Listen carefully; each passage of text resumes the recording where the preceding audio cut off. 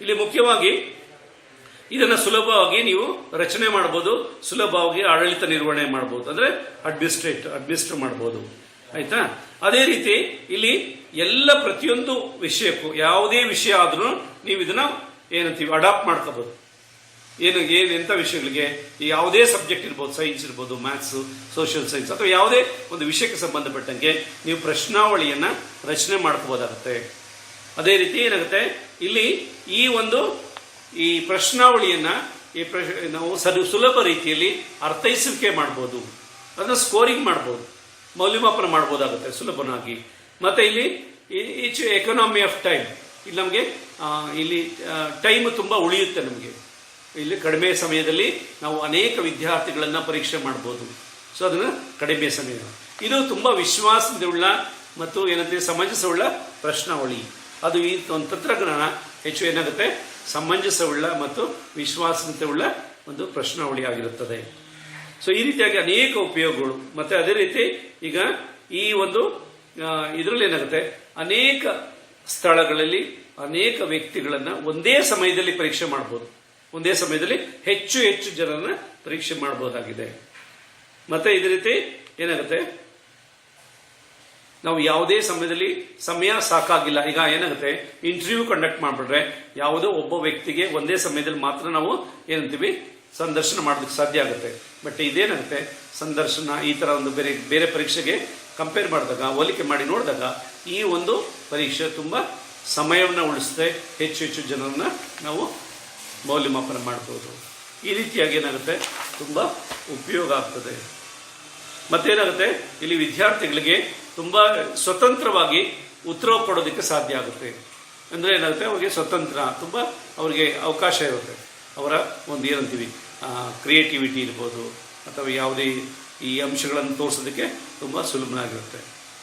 ಆಯ್ತಾ? ಸೊ ಈ ರೀತಿಯಾಗಿ ನಾವು ತುಂಬಾ ಅನೇಕ ಅನುಕೂಲಗಳನ್ನ, ಉಪಯೋಗಗಳನ್ನ ನೋಡ್ತೇವೆ ಪ್ರಶ್ನೆ ಪತ್ರಿಕೆಯಿಂದ. ಈಗ ಮತ್ತೆ ತಾಳೆಪಟ್ಟಿ. ಈಗ ನಾವು ವೀಕ್ಷಣಾ ತಂತ್ರ ತಿಳ್ಕೊಂಡ್ವಿ, ಮತ್ತೆ ಇಲ್ಲಿ ಪ್ರಶ್ನಾವಳಿ ಅಂತೀವಿ, ಪ್ರಶ್ನಾವಳಿ ತಿಳ್ಕೊಂಡ್ವಿ. ನಂತರ ತಾಳೆಪಟ್ಟಿ ಅಂದ್ರೆ ಏನು, ಇಲ್ಲಿ ಮುಖ್ಯವಾಗಿ ತಾಳೆಪಟ್ಟಿ ನಾವು ಹೇಳಿದ್ವಿ ಚೆಕ್ ಲಿಸ್ಟ್. ಇಲ್ಲಿ ಚೆಕ್ ಲಿಸ್ಟ್ ಏನಾಗುತ್ತೆ, ಇಲ್ಲಿ ಒಂದು ಈ ತಾಳೆಪಟ್ಟಿ ಒಂದು ವೀಕ್ಷಣೆಯ ಸರಳ ಸಾಧನೆಯ ಒಂದು ತಂತ್ರ. ಇದೇನಾಗುತ್ತೆ, ವೀಕ್ಷಣೆಯ ಒಂದು ಮುಂದುವರಿದ ಭಾಗ. ಅಂದ್ರೆ ವೀಕ್ಷಣೆಯಲ್ಲಿ ಏನಾಗುತ್ತೆ, ನಾವೇನ್ ಮಾಡ್ತೀವಿ, ತುಂಬಾ ಸ್ವಲ್ಪ ಸುಧಾರಿಸಿದ ಒಂದು ಏನಂತೀವಿ ತಂತ್ರ ಅಂದ್ರೆ ತಾಳೆಪಟ್ಟಿ. ವೀಕ್ಷಣೆಗೆ ಸಂಬಂಧಪಟ್ಟಂತೆ ಸುಧಾರಿತ ತಂತ್ರ. ಇಲ್ಲಿ ಏನಾಗುತ್ತೆ, ತಾಳೆಪಟ್ಟಿಯಲ್ಲಿ ನಾವು ಅನೇಕ ಒಂದು ಅಂಶಗಳನ್ನ ನಾವೇನ್ ಮಾಡ್ತೀವಿ, ವಾಕ್ಯಗಳ ಮೂಲಕ ವಿದ್ಯಾರ್ಥಿಗಳಿಗೆ ನಾವೇನ್ ಮಾಡ್ತೀವಿ ಅಂದ್ರೆ ಸೂಚಿತ ವಿಷಯಗಳನ್ನ ವಿದ್ಯಾರ್ಥಿಗಳಿಗೆ ನಾವೇನ್ ಮಾಡ್ತೀವಿ ಕೊಡ್ತೀವಿ. ವಿದ್ಯಾರ್ಥಿಗಳಿಂದ ನಾವೇನ್ ಮಾಡ್ತೀವಿ, ಅವರ ಭಾವನೆ, ವರ್ತನೆ, ಆಸಕ್ತಿ ಮತ್ತೆ ಅನೇಕ ಅಂಶಗಳ ಬಗ್ಗೆ ತಿಳ್ಕೊಳ್ಳೋದಕ್ಕೆ ಸಾಧ್ಯ ಆಗುತ್ತೆ. ಇದೇನಂತೆ ಪಟ್ಟಿಯ ತಯಾರಿಕೆ ಏನೇನ್ ಮಾಡ್ತೀವಿ, ಇಲ್ಲಿ ಸೂಚನಾ ಪಟ್ಟಿಯನ್ನ ಉಪಾಧ್ಯಾಯರು ಏನ್ ಮಾಡ್ತಾರೆ, ಆ ಅಂಶಗಳ ಆಧಾರದ ಮೇಲೆ, ಆ ಒಂದು ವಿಷಯಗಳ ಆಧಾರದ ಮೇಲೆ ಏನ್ ಮಾಡ್ತಾರೆ, ಅವರು ರಚನೆ ಮಾಡ್ಕೊಂಡು ಹೋಗ್ತಾ ಇರ್ತಾರೆ. ರಚನೆ ಮಾಡಿ ವಿದ್ಯಾರ್ಥಿಗಳಿಗೆ ಏನ್ ಮಾಡ್ತಾರೆ, ಅದನ್ನ ಕೊಡ್ತಾರೆ. ಇಲ್ಲೇನಾಗುತ್ತೆ, ಅನೇಕ ವಿಷಯವಂತ ಸಂಬಂಧಿಸಿದ ಅಂಶಗಳನ್ನ ನಾವು ತಯಾರಿಸಪಡಿಸ ಅನೇಕ ಅಂಶಗಳು ಏನಾಗ್ತವೆ, ಯಾವ್ಯಾವುದಕ್ಕೂ ಒಂದು ವಿಷಯಗಳು ಸಂಬಂಧಪಟ್ಟಿದೆ ಅಂದ್ರೆ ಏನಾಗುತ್ತೆ, ವಿದ್ಯಾರ್ಥಿಗಳಲ್ಲಿ ಅವನಿಗೆ ಯಾವುದೇ ಒಂದು ಈ ಒಂದು ಅಕಾಡೆಮಿಕ್ ಅಚೀವ್ಮೆಂಟ್ ಅಥವಾ ಯಾವುದೋ ಒಂದು ವಿಷಯದಲ್ಲಿ ಆಸಕ್ತಿ ಇದೆಯಾ ಇಲ್ವಾ, ಅಥವಾ ಯಾವುದೇ ಒಂದು ಸ್ಪೋರ್ಟ್ಸ್ ಗೇಮ್ಸ್ ಅಲ್ಲಿ ಆಸಕ್ತಿ ಇದೆಯಿಲ್ವಾ, ಅಥವಾ ಅವನ ದಿನನಿತ್ಯ ಏನಂತೀವಿ ಹ್ಯಾಬಿಟ್ಸ್, ಅವನ್ ಏನೇನಿದೆ, ಹವ್ಯಾಸಗಳೇನಿದೆ, ಉತ್ತಮ ಹವ್ಯಾಸಗಳ ಇಲ್ವಾ ಅನ್ನೋದು ತಿಳ್ಕೊಳ್ಳೋದಕ್ಕೆ ಈ ಇದನ್ನು ತಾಳೆಪಟ್ಟಿ ತುಂಬಾ ಉಪಯೋಗ ಆಗುತ್ತೆ. ಈ ತಾಳೆಪಟ್ಟಿಯಲ್ಲಿ ಏನ್ ಮಾಡ್ತೀವಿ, ನಾವು ಇಲ್ಲಿ ಅನೇಕ ಅಂಶಗಳನ್ನ ನಾವೇನ್ ಮಾಡ್ತೀವಿ, ವಾಕ್ಯಗಳ ಮೂಲಕ ವಿದ್ಯಾರ್ಥಿಗಳಿಗೆ ಕೊಡ್ತೀವಿ. ಸೂಚಿತ ತಾಳೆಪಟ್ಟಿಯನ್ನು ತಯಾರಿಸಿ, ರೈಟ್, ಅದೇನಂತೆ ವಿದ್ಯಾರ್ಥಿಗಳಿಗೆ ಸೂಚಿತ ಪಟ್ಟಿಯ ಮುಂದೆ ವಿದ್ಯಾರ್ಥಿಗಳು ಏನ್ ಮಾಡಬೇಕು, ಅಲ್ಲಿ ಇಂಟು ಮಾರ್ಕ್ ಹಾಕ್ಬೇಕು ಅಥವಾ ರೈಟ್ ಮಾರ್ಕ್ ಹಾಕ್ಬೇಕು. ಇಲ್ಲಿ ರೈಟ್ ಮಾರ್ಕ್ ಅಂದ್ರೆ ಏನಾಗುತ್ತೆ, ಅವನು ಆ ಒಂದು ವಿಷಯದ ಬಗ್ಗೆ ಆಸಕ್ತಿ ಹೊಂದಿದ್ದಾನೆ ಅಂತ. ಇಂಟು ಮಾರ್ಕ್ ಅಂದ್ರೆ ಆ ವಿಷಯದ ಬಗ್ಗೆ ಅವನು ಆಸಕ್ತಿ ಹೊಂದಿಲ್ಲ ಅನ್ನೋದನ್ನ ತಿಳ್ಕೊಳ್ಳೋದಕ್ಕೆ ಸಾಧ್ಯ ಆಗುತ್ತೆ. ಈ ರೀತಿಯಾಗಿ ವಿದ್ಯಾರ್ಥಿಗಳಿಗೆ ಒಂದು ವಾಕ್ಯಗಳ ಮೂಲಕ ಅಥವಾ ಸಹ ಸಂಬಂಧವನ್ನ ಗುರುತಿಸಲು ತಯಾರಿಸಲ್ಪಟ್ಟ ಸೂಚಿತ ಪಟ್ಟಿಗೆ ತಾಳೆಪಟ್ಟಿ ಅಂತಾರೆ. ಅಂದ್ರೆ ಇಲ್ಲಿ ಏನಾಗುತ್ತೆ, ಸಹ ಸಂಬಂಧವನ್ನ ಗುರುತಿಸಲು ಅಂದ್ರೆ ಯಾವ ವಿಷಯಕ್ಕೆ, ಒಂದು ವಿಷಯಕ್ಕೆ ಮತ್ತೊಂದು ವಿಷಯಕ್ಕೆ ಸಂಬಂಧ ಇದೆ ಅಥವಾ ಯಾವುದೇ ವಿಷಯದಲ್ಲಿ ಆಸಕ್ತಿ ಇದೆ ಅನ್ನೋದನ್ನ ತೋರಿಸೋದಕ್ಕೆ, ಈ ಸಂಬಂಧವನ್ನ ತೋರಿಸೋದಕ್ಕೆ ಏನಂತೀವಿ, ಒಂದು ಸೂಚಿತ ಪಟ್ಟಿ. ಸೂಚಿತ ಪಟ್ಟಿ ಅಂದ್ರೆ ವಾಕ್ಯಗಳ ಮೂಲಕ ರಚನೆ ಮಾಡಿ ವಿದ್ಯಾರ್ಥಿಗಳಿಗೆ ನಾವು ಕೊಡ್ತಕ್ಕಂಥದ್ದು. ಆಯ್ತಾ? ಅದನ್ನ ಏನಂತೀವಿ, ತಾಳೆ ಪಟ್ಟಿ ಅಂತೀವಿ. ತಾಳೆ ಪಟ್ಟಿ ಅಂದ್ರೆ ಹೋಲಿಕೆ ಮಾಡಿ ನೋಡ್ತಕ್ಕಂಥದ್ದು. ತಾಳೆ ಮಾಡೋದು ಅಂದ್ರೆ ಈ ಇದಕ್ಕೂ ಸಂಬಂಧ ಇದೆಯಾ ಇಲ್ವಾ ಅನ್ನೋದನ್ನ ಅದಕ್ಕೆ ತಾಳೆ ಪಟ್ಟಿ ಅಂತಾರೆ. ಇದು ರಚನೆ ಹೇಗೆ ಮಾಡೋದು, ತಾಳೆ ಪಟ್ಟಿ ರಚನೆ ಹೇಗೆ ಮಾಡ್ತೀವಿ? ಆಯ್ತಾ? ತಾಳೆ ಪಟ್ಟಿ ಅಂದ್ರೆ ಅರ್ಥ ಆಯ್ತಲ್ಲ, ಅಂದ್ರೆ ಸಹ ಸಂಬಂಧವನ್ನ ಗುರುತಿಸಲು ತಯಾರಿಸ್ಬಿಟ್ಟ ಸೂಚಿತ ಪಟ್ಟಿಗೆ ನಾವು ತಾಳೆ ಪಟ್ಟಿ ಅಂತೀವಿ. ಆಯ್ತಾ? ತಾಳೆ ಪಟ್ಟಿ ಅಂದ್ರೆ ವಾಕ್ಯಗಳ ಮೂಲಕ ವಿದ್ಯಾರ್ಥಿಗಳ ಸಂಬಂಧವನ್ನ, ವಿದ್ಯಾರ್ಥಿಗಳ ವರ್ತನೆಗಳನ್ನ, ಭಾವನೆಗಳನ್ನ, ಅವರ ವ್ಯಕ್ತಿತ್ವವನ್ನ, ಆಸಕ್ತಿಯನ್ನ ನಾವು ಅಳತೆ ಮಾಡೋದಕ್ಕೆ ಏನಂತೀವಿ, ಈ ಸೂಚಿತ ಪಟ್ಟಿಯನ್ನು ತಯಾರು ಮಾಡಿಕೊಂಡು ವಿದ್ಯಾರ್ಥಿಗಳ ಏನಂತೀವಿ, ಅವರ ಆಸಕ್ತಿ ಭಾವನೆಗಳನ್ನ ಅಳತೆ ಮಾಡ್ತೇವೆ. ಅದಕ್ಕೆ ಏನಂತೀವಿ, ತಾಳೆ ಪಟ್ಟಿ, ಹೋಲಿಕೆ ಮಾಡ್ತೀವಿ.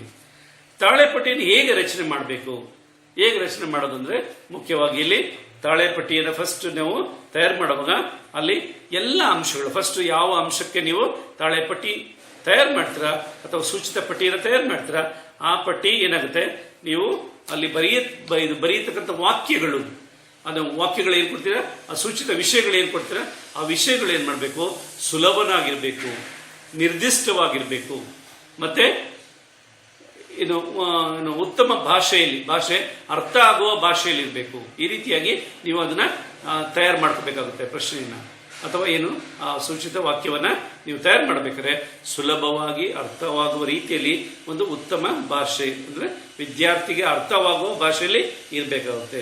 ನಿರ್ದಿಷ್ಟವಾಗಿರ್ಬೇಕು, ಒಂದೇ ಒಂದು ಅಂಶವನ್ನ ಅದು ತಿಳಿಸುವಂತಿರ್ಬೇಕು. ನಂತರ ಇಲ್ಲಿ ಏನಾಗುತ್ತೆ, ನೀವು ಈ ಒಂದು ವಾಕ್ಯ ರಚನೆ ಮಾಡುವಾಗ, ಸೂಚಿತ ಪಟ್ಟಿಯನ್ನು ತಯಾರು ಮಾಡುವಾಗ ಏನಾಗುತ್ತೆ, ಈ ವಾಕ್ಯಗಳು, ಅಂಶಗಳನ್ನ ನೀವು ಯಾವುದೇ ಒಂದು ಟೆಕ್ಸ್ಟ್ ಬುಕ್ ಇಂದ ನೇರವಾಗಿ ತೆಗೆದುಕೊಳ್ಬಾರ್ದು. ಅಂದ್ರೆ ಅದನ್ನ ಸರಿಯಾದ ರೀತಿಯಲ್ಲಿ ರಚನೆ ಮಾಡಬೇಕಾಗುತ್ತೆ. ನೀವು ಅದನ್ನ ಮತ್ತೆ ಪುನರಾವರ್ತಿಸಿ ಬೇರೆ ಬೇರೆ ಪದಗಳ ಮೂಲಕ ಅದನ್ನ ಪುನರ್ರಚಿಸಬೇಕು. ಅಂದ್ರೆ ವಾಕ್ಯಗಳನ್ನ ನೀವು ನೇರವಾಗಿ ಪುಸ್ತಕಗಳಿಂದ ನೀವು ತೆಗೆದುಕೊಳ್ಬಾರ್ದು. ಆಯ್ತಾ? ನಂತರ ಇಲ್ಲಿ ನೀವು ಯಾವುದೇ ಒಂದು ವಾಕ್ಯವನ್ನ ಕೊಡುವಾಗ ವಿದ್ಯಾರ್ಥಿಗಳಿಗೆ ಅದರ ಋಣಾತ್ಮಕ ಅಂಶ ಇರಬಾರ್ದು, ನೆಗೆಟಿವ್ ಸ್ಟೇಟ್ಮೆಂಟ್ಸ್ ಇರಬಾರ್ದು.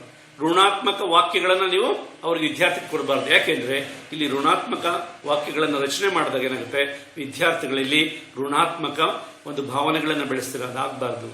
ಅದಕ್ಕೋಸ್ಕರ ಆದಷ್ಟು ನೀವು ಋಣಾತ್ಮಕ ವಾಕ್ಯಗಳನ್ನ ಕೇಳಬಾರ್ದು. ಆಯ್ತಾ? ಸೊ ಆ ರೀತಿಯಾಗಿ ನೀವು ಗಮನನ ಹರಿಸಬೇಕಾಗುತ್ತೆ. ಮತ್ತೆ ಏನ್ ಮಾಡಬೇಕು, ಇಲ್ಲಿ ನೀವು ಮೊದಲೇ ಒಂದು ನಿರ್ದಿಷ್ಟವಾದ ಒಂದು ಪ್ರಶ್ನೆಗಳನ್ನ ಕೇಳಿದೀವಾ ಇಲ್ವಾ ಅದನ್ನ ನೀವು ಸರಿ ಮಾಡ್ಕೋಬೇಕು. ನೀವು ನೋಡ್ಬೇಕು, ಮತ್ತೆ ಪುನರಾವರ್ತಿಸಿ ನೋಡ್ಬೇಕಾಗುತ್ತೆ. ಮತ್ತೆ ಎಲ್ಲ ವಾಕ್ಯಗಳನ್ನ ನೀವು ರಿವಿಷನ್ ಮಾಡಬೇಕು. ಮತ್ತೆ ನೋಡಿ, ಪುನರಾವರ್ತಿಸಿ ಸರಿ ಇದೆಯಾ ಇಲ್ವಾ ಅನ್ನೋದನ್ನ ಚೆಕ್ ಮಾಡಿ, ಯಾವುದೇ ಗ್ರಾಮೆಟಿಕಲ್ ಎರರ್ ಇಲ್ದಂಗೆ, ವ್ಯಾಕರಣ ಮಿಸ್ಟೇಕ್ ಇಲ್ದಂಗೆ, ವಾಕ್ಯ ರಚನೆ ಸರಿ ಇದೆಯಾ ನೋಡಿಕೊಂಡು, ಅಥವಾ ಒಂದೇ ಒಂದು ಅಂಶವನ್ನ ತಿಳಿಸ್ತೀಯಾ, ಇದು ಸೂಚಿತ ಪಟ್ಟಿ, ಅದನ್ನ ನೀವು ಹೇಳಬೇಕಾಗುತ್ತೆ. ಸೊ ಈ ರೀತಿಯಾಗಿ ನೀವು ಈ ಒಂದು ರಚನೆಯನ್ನ ಮಾಡಬೇಕಾಗುತ್ತೆ. ಇದರ ಉಪಯೋಗಗಳೇನು? ಮುಖ್ಯವಾಗಿ ಇದು ಅನೇಕ ವಿಷಯಗಳಿಗೆ ಇದು ತುಂಬಾ ಸುಲಭನಾಗಿ ನಾವು ಏನ್ ಮಾಡಬಹುದು, ಉಪಯೋಗ ಮಾಡಬಹುದು. ಅಂದ್ರೆ ಈ ಒಂದು ವಾಕ್ಯ ರಚನೆ ಎಲ್ಲ ವಿಷಯಗಳನ್ನು ತೆಗೆದುಕೊಂಡು ಅದ್ರ ಬಗ್ಗೆ ನಾವು ವಾಕ್ಯ ರಚನೆ ಮಾಡಿ ವಿದ್ಯಾರ್ಥಿಗಳ ತಾಳೆ ಪಟ್ಟಿ ತಯಾರು ಮಾಡಬಹುದು. ಸೊ ಅಂದ್ರೆ ಎಲ್ಲಾ ವಿಷಯಕ್ಕೂ, ಎಲ್ಲ ಒಂದು ಏನಂತೀವಿ ಸಬ್ಜೆಕ್ಟ್, ಪ್ರತಿಯೊಂದು ಇದಕ್ಕೂ ಆಗುತ್ತೆ ಇದು. ಅಂದ್ರೆ ಅದನ್ನ ನಾವು ತಾಳೆ ಪಟ್ಟಿ ತಯಾರು ಮಾಡಬಹುದು. ಮತ್ತೆ ಅದೇ ರೀತಿ ಅವರ ಏನಂತೀವಿ, ಇಲ್ಲಿ ಅವರ ಅಭ್ಯಾಸ ಕ್ರಮವನ್ನ ನಾವು ಸರಿಯಾದ ರೀತಿಯಲ್ಲಿ ಪರೀಕ್ಷೆ ಮಾಡಬಹುದು. ಅಭ್ಯಾಸ ಕ್ರಮ ಅಂದ್ರೆ ಅವನ ದಿನನಿತ್ಯ ಅವನ ಕ್ರಿಯೆ ಪ್ರಕ್ರಿಯೆ, ಅವನು ಏನ್ ಮಾಡ್ತಾನೆ, ಯಾವ ಕೆಲಸ ಮಾಡ್ತಾನೆ, ಹೇಗಿರುತ್ತೆ, ಅವನ ದಿನನಿತ್ಯ ಅಭ್ಯಾಸಗಳೇನು, ಆಯ್ತಾ, ಅವನ ಅಭ್ಯಾಸ ಸರಿ ಇದೆಯಾ ಇಲ್ವಾ, ಉತ್ತಮ ಹವ್ಯಾಸಗಳಿದಾವ ಅನ್ನೋದನ್ನ ನಾವು ತಿಳ್ಕೊಳ್ಳೋದಕ್ಕೆ ಇದ್ರ ಮೂಲಕ ತುಂಬಾ ಉಪಯೋಗ ಆಗ್ತದೆ. ಮತ್ತೆ ಏನಾಗುತ್ತೆ, ಅವನನ್ನ ದಿನನಿತ್ಯ ಏನಂತೆ ಅನೇಕ ವಿಷಯಗಳ ತೊಂದರೆಗಳಿತ್ತು ಅಥವಾ ನ್ಯೂನತೆಗಳಿತ್ತು, ಆ ನ್ಯೂನತೆಗಳನ್ನ ಸರಿಪಡಿಸೋದಕ್ಕೆ ಈ ಒಂದು ತಾಳೆ ಪಟ್ಟಿಯನ್ನು ಉಪಯೋಗ ಮಾಡ್ತೇವೆ. ಅವನ ಆಸಕ್ತಿಯನ್ನು ತಿಳಿದುಕೊಂಡು, ಅವನ ಆಸಕ್ತಿ ಅಥವಾ ವರ್ತನೆಗಳು, ಭಾವನೆಗಳು ತಿಳಿದುಕೊಂಡು ಅದಕ್ಕೆ ತಕ್ಕಂತೆ ನಾವು ಈ ಮಾಹಿತಿ ಕೊಡ್ತೇವೆ ಅಥವಾ ಫೀಡ್ಬ್ಯಾಕ್ ಕೊಡ್ತೇವೆ. ಕೊಟ್ಬಿಟ್ಟು ಏನಾಗುತ್ತೆ, ಅದನ್ನು ಸರಿಪಡಿಸ್ತೇವೆ. ಈ ರೀತಿ ಅವನ ಸಾಧನೆ, ಸಾಮರ್ಥ್ಯ ಪ್ರತಿಯೊಂದನ್ನ ಮುಂದೆ ಇಂಪ್ರೂವ್ ಮಾಡೋದಕ್ಕೆ ಅಥವಾ ಮುಂದುವರಿಸ್ಕೊಂಡು ಹೋಗೋದಕ್ಕೆ, ಅವನ ಅದರಲ್ಲಿ ಹೆಚ್ಚು ಸಾಧನೆ ಮಾಡೋದಕ್ಕೆ ತುಂಬಾ ಉಪಯೋಗ ಆಗ್ತದೆ. ಮತ್ತೆ ಇಲ್ಲೇನಾಗುತ್ತೆ, ಈ ಒಂದು ಪಟ್ಟಿ ಏನಾಗುತ್ತೆ, ತಾಳೆ ಪಟ್ಟಿ ಅನೇಕ ಸಲ ವಿದ್ಯಾರ್ಥಿಗಳಲ್ಲಿ ನಾವು ಒಳ್ಳೆಯ ಹವ್ಯಾಸಗಳನ್ನು ಬೆಳೆಸೋದಕ್ಕೆ, ಒಂದು ಉತ್ತಮ ಅಭ್ಯಾಸದಲ್ಲಿ ತೊಡಗಿಸ್ಕೊಳ್ಳೋದಕ್ಕೆ ಇದು ಸಹಕಾರಿಯಾಗ್ತದೆ. ಮತ್ತೆ ಅದೇ ರೀತಿ ಅವನ ಉತ್ತಮ ಅಭ್ಯಾಸಗಳನ್ನು ಗುರುತಿಸಬೇಕು, ಮತ್ತೆ ಅದೇ ರೀತಿ ಅದನ್ನ ಮೌಲ್ಯಮಾಪನ ಮಾಡೋದಕ್ಕೆ ತುಂಬಾ ಸಹಕಾರಿಯಾಗಿದೆ. ಈ ರೀತಿಯಾಗಿ ಅನೇಕ ನಾವು ಉಪಯೋಗಗಳನ್ನ ನೋಡ್ತೇವೆ. ಮತ್ತೆ ದೋಷಗಳೇನು? ದೋಷಗಳು ಎಲ್ಲ ಒಂದು ತಂತ್ರಗಳಲ್ಲಿ ಅಥವಾ ಮಾಪನಗಳಲ್ಲಿ ದೋಷಗಳಿದ್ದೇ ಇರುತ್ತೆ. ಇದರಲ್ಲೂ ಸಹ ಕೆಲವು ದೋಷಗಳನ್ನ ನೋಡಬಹುದು. ಏನಾಗುತ್ತೆ, ನಿರ್ದಿಷ್ಟ ಸಂದರ್ಭದಲ್ಲಿ ಮಾತ್ರ ಬಳಸಬೇಕು. ಎಲ್ಲಾ ವಿಷಯದಲ್ಲೂ ಎಲ್ಲಾ ಸಮಯದಲ್ಲೂ ಇದನ್ನು ಬಳಸೋದಕ್ಕೆ ಸಾಧ್ಯ ಆಗಲ್ಲ. ಆ ದೃಷ್ಟಿಯಿಂದ ಬರೀ ಕೆಲವೊಂದು ಸಮಯದಲ್ಲಿ ಅವನ ಆಸಕ್ತಿ, ಅವನ ಅಭಿರುಚಿ ಅಥವಾ ಏನಂತೀವಿ ಅವನ ವರ್ತನೆಗಳನ್ನ ಅಥವಾ ವ್ಯಕ್ತಿತ್ವವನ್ನು ತಿಳ್ಕೊಳ್ಳೋದಕ್ಕೆ, ಕೆಲವೊಂದು ಅಂಶಗಳು ತಿಳ್ಕೊಳ್ಳೋದಕ್ಕೆ ಮಾತ್ರ ಈ ಒಂದು ತಾಳೆಪಟ್ಟಿಯನ್ನು ಬಳಸ್ತೇವೆ. ಮತ್ತೆ ಒಬ್ಬ ವ್ಯಕ್ತಿಯನ್ನು ಮಾತ್ರ ವೀಕ್ಷಣೆ ಮಾಡಿ ತಾಳೆ ಮಾಡಬಹುದಾಗಿದೆ. ಒಬ್ಬ ವ್ಯಕ್ತಿಗೆ ನಾವು ಕೊಟ್ಟಾಗ ಆ ಒಂದು ವೀಕ್ಷಣೆ ಮಾಡಿ ಅವನಿಗೆ ತಾಳೆ ಮಾಡೋದಕ್ಕೆ ಸಾಧ್ಯ ಆಗುತ್ತೆ. ಸೊ ಒಬ್ಬ ವ್ಯಕ್ತಿಯನ್ನು ಮಾತ್ರ ಮಾಡೋದಕ್ಕೆ ಅಟ್ ಎ ಟೈಮ್. ಮತ್ತೆ ಹೆಚ್ಚು ಹಣ ಮತ್ತು ಸಮಯ ಬೇಕಾಗುತ್ತೆ. ಇಲ್ಲೇನಾಗುತ್ತೆ, ನಮಗೆ ಪ್ರಿಂಟಿಂಗ್ ಇರ್ಬೋದು, ಮೌಲ್ಯಮಾಪನ ಇರ್ಬೋದು, ಅಥವಾ ಬೇರೆ ಬೇರೆ ವಿಷಯಕ್ಕೆ ಇದಕ್ಕೇನಾಗುತ್ತೆ, ಹೆಚ್ಚು ಹಣ ಮತ್ತು ಹೆಚ್ಚು ಸಮಯ ಬೇಕಾಗುತ್ತೆ. ಇದನ್ನ ನಾವು ಉಪಯೋಗ ಮಾಡಬೇಕು ಅಂದ್ರೆ ಆ ರೀತಿಯಾಗಿ ಏನಾಗುತ್ತೆ, ತಾಳೆಪಟ್ಟಿಯಲ್ಲಿ ಅನೇಕ ಅನಾನುಕೂಲಗಳನ್ನ ನೋಡ್ತೇವೆ. ಮುಂದಿನ ತಂತ್ರ ಅಂದ್ರೆ ಯಾವುದಂದ್ರೆ ದರ್ಜಾ ಮಾಪನ, ರೇಟಿಂಗ್ ಸ್ಕೇಲ್. ಇಲ್ಲಿ ವೀಕ್ಷಣೆ ಅಂದ್ರೆ ಏನು? ಮುಖ್ಯವಾಗಿ ಅಬ್ಸರ್ವೇಷನ್. ಇಲ್ಲಿ ಮುಖ್ಯವಾಗಿ ನಾವು ವಿದ್ಯಾರ್ಥಿಗಳ ವರ್ತನೆಗಳನ್ನ, ಅವರ ಭಾವನೆಗಳನ್ನ, ಅವರ ವರ್ತನೆಗಳೇನಿದ್ದಾವೆ ಅವನ್ನ ಯಾವುದೇ ರೀತಿಯಾದಂತಹ ಅವರಿಗೆ ಏನಂತೀವಿ ಸ್ವತಂತ್ರವಾಗಿ ಬಿಟ್ಟು ಅವರನ್ನ ವೀಕ್ಷಣೆ ಮಾಡ್ತಕ್ಕಂಥದ್ದು. ವೀಕ್ಷಣೆ ಮಾಡಿ ಅವರ ಏನಂತೀವಿ ವರ್ತನೆಗಳೇನು, ಭಾವನೆಗಳೇನು, ಅವರು ಯಾವ ರೀತಿ ಪ್ರತಿಯೊಂದು ಇದಕ್ಕೆ ಪ್ರತಿಕ್ರಿಯೆ ನೀಡ್ತಾರೆ ಅನ್ನೋದನ್ನ ತಿಳ್ಕೊಳ್ಳೋದು. ಅದಕ್ಕೆ ಅಬ್ಸರ್ವೇಷನ್, ಅದು ವೀಕ್ಷಣೆ ಅಂದ್ರೆ ವೀಕ್ಷಣೆ ಮಾಡೋದು. ಅಂದ್ರೆ ಅವರು ತರಗತಿಯ ಒಳಗಡೆಯಲ್ಲಿ ಅಥವಾ ತರಗತಿಯ ಹೊರಗಡೆ ಅವರ ವೀಕ್ಷಣೆ ಮಾಡಿ ಹೇಗೆ ಅವರು ಏನು ವರ್ತನೆಗಳನ್ನ ತೋರಿಸ್ತಾ ಇರ್ತಾರೆ ಅಥವಾ ಯಾವ ರೀತಿ ಪ್ರತಿಕ್ರಿಯೆ ಮಾಡ್ತಾ ಇರ್ತಾರೆ ಅನ್ನೋದನ್ನ ತಿಳ್ಕೊಳ್ಳೋದಕ್ಕೆ ನಾವು ವೀಕ್ಷಣೆ ಅಂತ ಹೇಳ್ತೀವಿ. ಅಂದ್ರೆ ಅವ್ರಿಗೆ ಗೊತ್ತಿಲ್ಲದೆ ಅಬ್ಸರ್ವ್ ಮಾಡತಕ್ಕಂಥದ್ದು ಅಥವಾ ಗೊತ್ತಿರುವ ರೀತಿಯಲ್ಲಿ ಅಬ್ಸರ್ವ್ ಮಾಡ್ತಕ್ಕಂಥದ್ದು. ಸೊ ಈ ರೀತಿಯಾಗಿ ನಾವೇನ್ ಮಾಡಬೇಕು, ಅವ್ರಿಗೆ ವೀಕ್ಷಣೆ ಮಾಡಿ ಪರೋಕ್ಷವಾಗಿ ನಾವು ಎಲ್ಲ ವಿಷಯಗಳನ್ನ ಅವರ ಏನು ಆಸಕ್ತಿ, ಮನೋಭಾವ, ಭಾವನೆಗಳು, ಆಯ್ತಾ, ಅವರ ಒಂದು ಯಾವುದೇ ಒಂದು ಪ್ರತಿಕ್ರಿಯೆ, ಪ್ರಚೋದನೆಗೆ ತಕ್ಕಂಥ ಪ್ರತಿಕ್ರಿಯೆ ಹೇಗಿರುತ್ತೆ, ಅನೇಕ ರೀತಿಯ ಸ್ಥಳಗಳಲ್ಲಿ ಹೇಗೆ ಅವರು ವರ್ತನೆ ಮಾಡ್ತಾರೆ, ಶಾಲೆಯಲ್ಲಿ ಹೇಗಿರ್ತಾರೆ, ಮನೆಯಲ್ಲಿ ಹೇಗಿರ್ತಾರೆ, ಅಥವಾ ಬೇರೆ ಸ್ನೇಹಿತರ ಜೊತೆ ಹೇಗಿರ್ತಾರೆ, ಇವೆಲ್ಲ ವೀಕ್ಷಣೆ ಮಾಡಿ ಇದೊಂದು ತಂತ್ರ ಏನಾಗಿದೆ.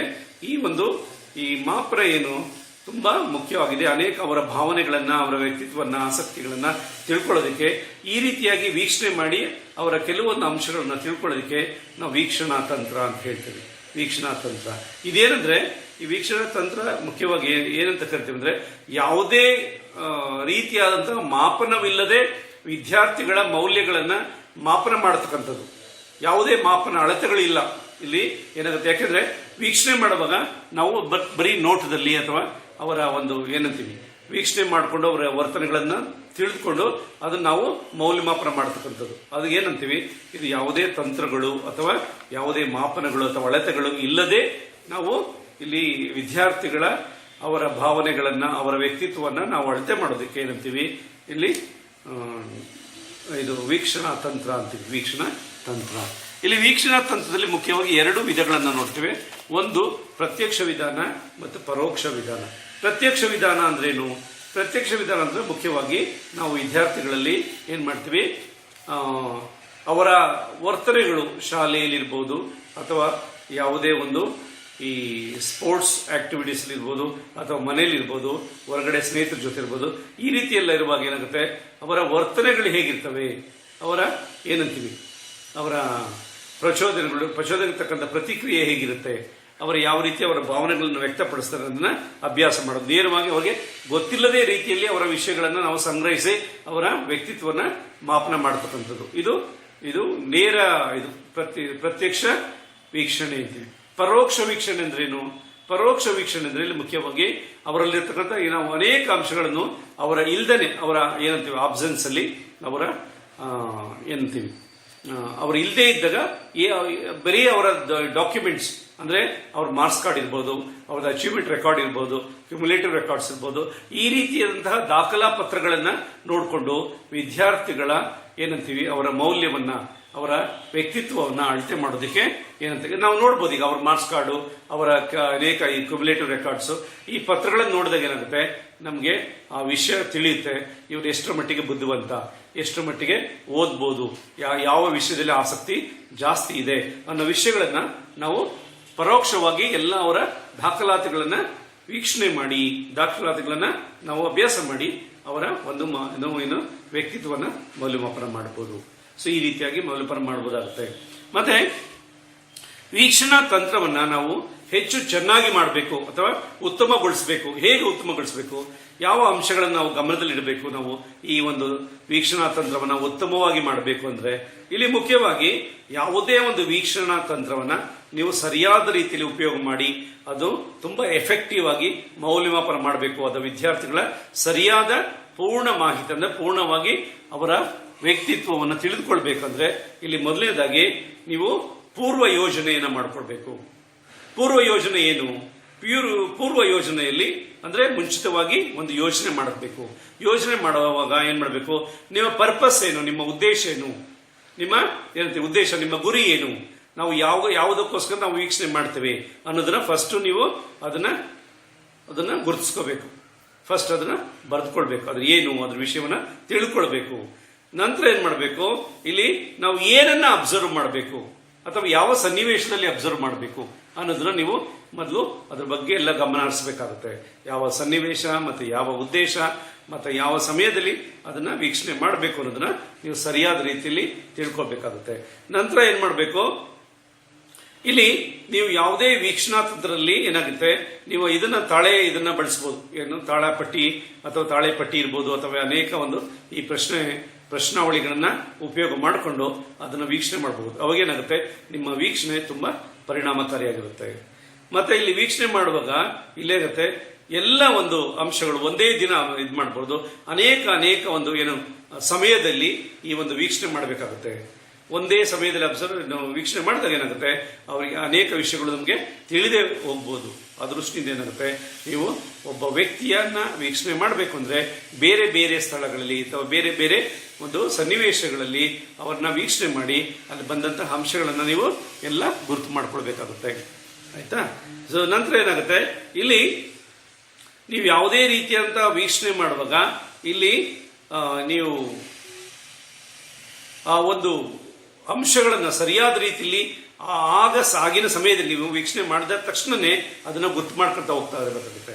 ನೀವು ಆಮೇಲೆ ಗುರ್ತು ಮಾಡ್ಕೋಬಾರ್ದು, ಆಮೇಲೆ ಬರ್ಕೋಬಾರ್ದು. ಅದನ್ನ ನೀವೇನೇ ಬರ್ಕೋಬೇಕು ಅಥವಾ ಏನೇ ಅಂಶಗಳನ್ನ ನೀವು ಅದನ್ನ ಗಮನದಲ್ಲಿ ಇಡಬೇಕು ಅಂದ್ರೆ ತಕ್ಷಣನೇ ಅದನ್ನ ನೀವು ಬರವಣಿಗೆ ರೂಪದಲ್ಲಿ ತಂದಿಡಬೇಕಾಗುತ್ತೆ. ಸೊ ಯಾವುದೇ ಅಂಶಗಳನ್ನ ತಕ್ಷಣವೇ ನೀವು ನೋಡಿದ ವೀಕ್ಷಣೆ ಮಾಡಿದ ತಕ್ಷಣವೇ ಅದನ್ನ ನೀವು ಬರವಣಿಗೆ ರೂಪಕ್ಕೆ ಅಥವಾ ಯಾವುದೇ ಒಂದು ಇದಕ್ಕೆ ಬರ್ಕೋಬೇಕಾಗುತ್ತೆ. ಒಂದು ನಿಮ್ಗೆ ರೆಕಾರ್ಡ್ ಬೇಕಾಗುತ್ತೆ. ಆಯ್ತಾ?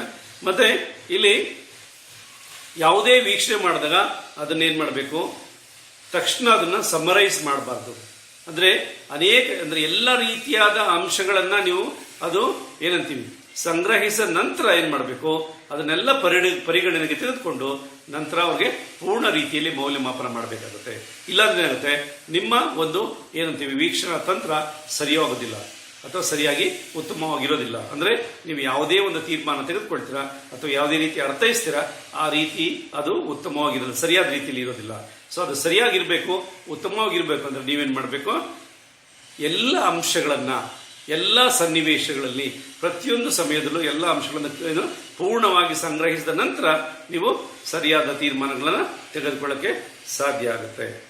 ಮತ್ತೆ ನೀವು ಯಾವುದೇ ಇದನ್ನ ಇಂಟರ್ಪ್ರಿಟೇಷನ್ ಮಾಡಬೇಕು ಅಂದಾಗ ನೀವು ಈ ಪ್ರತ್ಯಕ್ಷವಾಗಿ ಪರೋಕ್ಷವಾಗಿ ಇರತಕ್ಕಂಥ ಎಲ್ಲ ದಾಖಲಾತಿಗಳನ್ನ ತೆಗೆದುಕೊಂಡು ನಂತರ ನೀವು ತೀರ್ಮಾನ ತೆಗೆದುಕೊಳ್ಬೇಕಾಗುತ್ತೆ.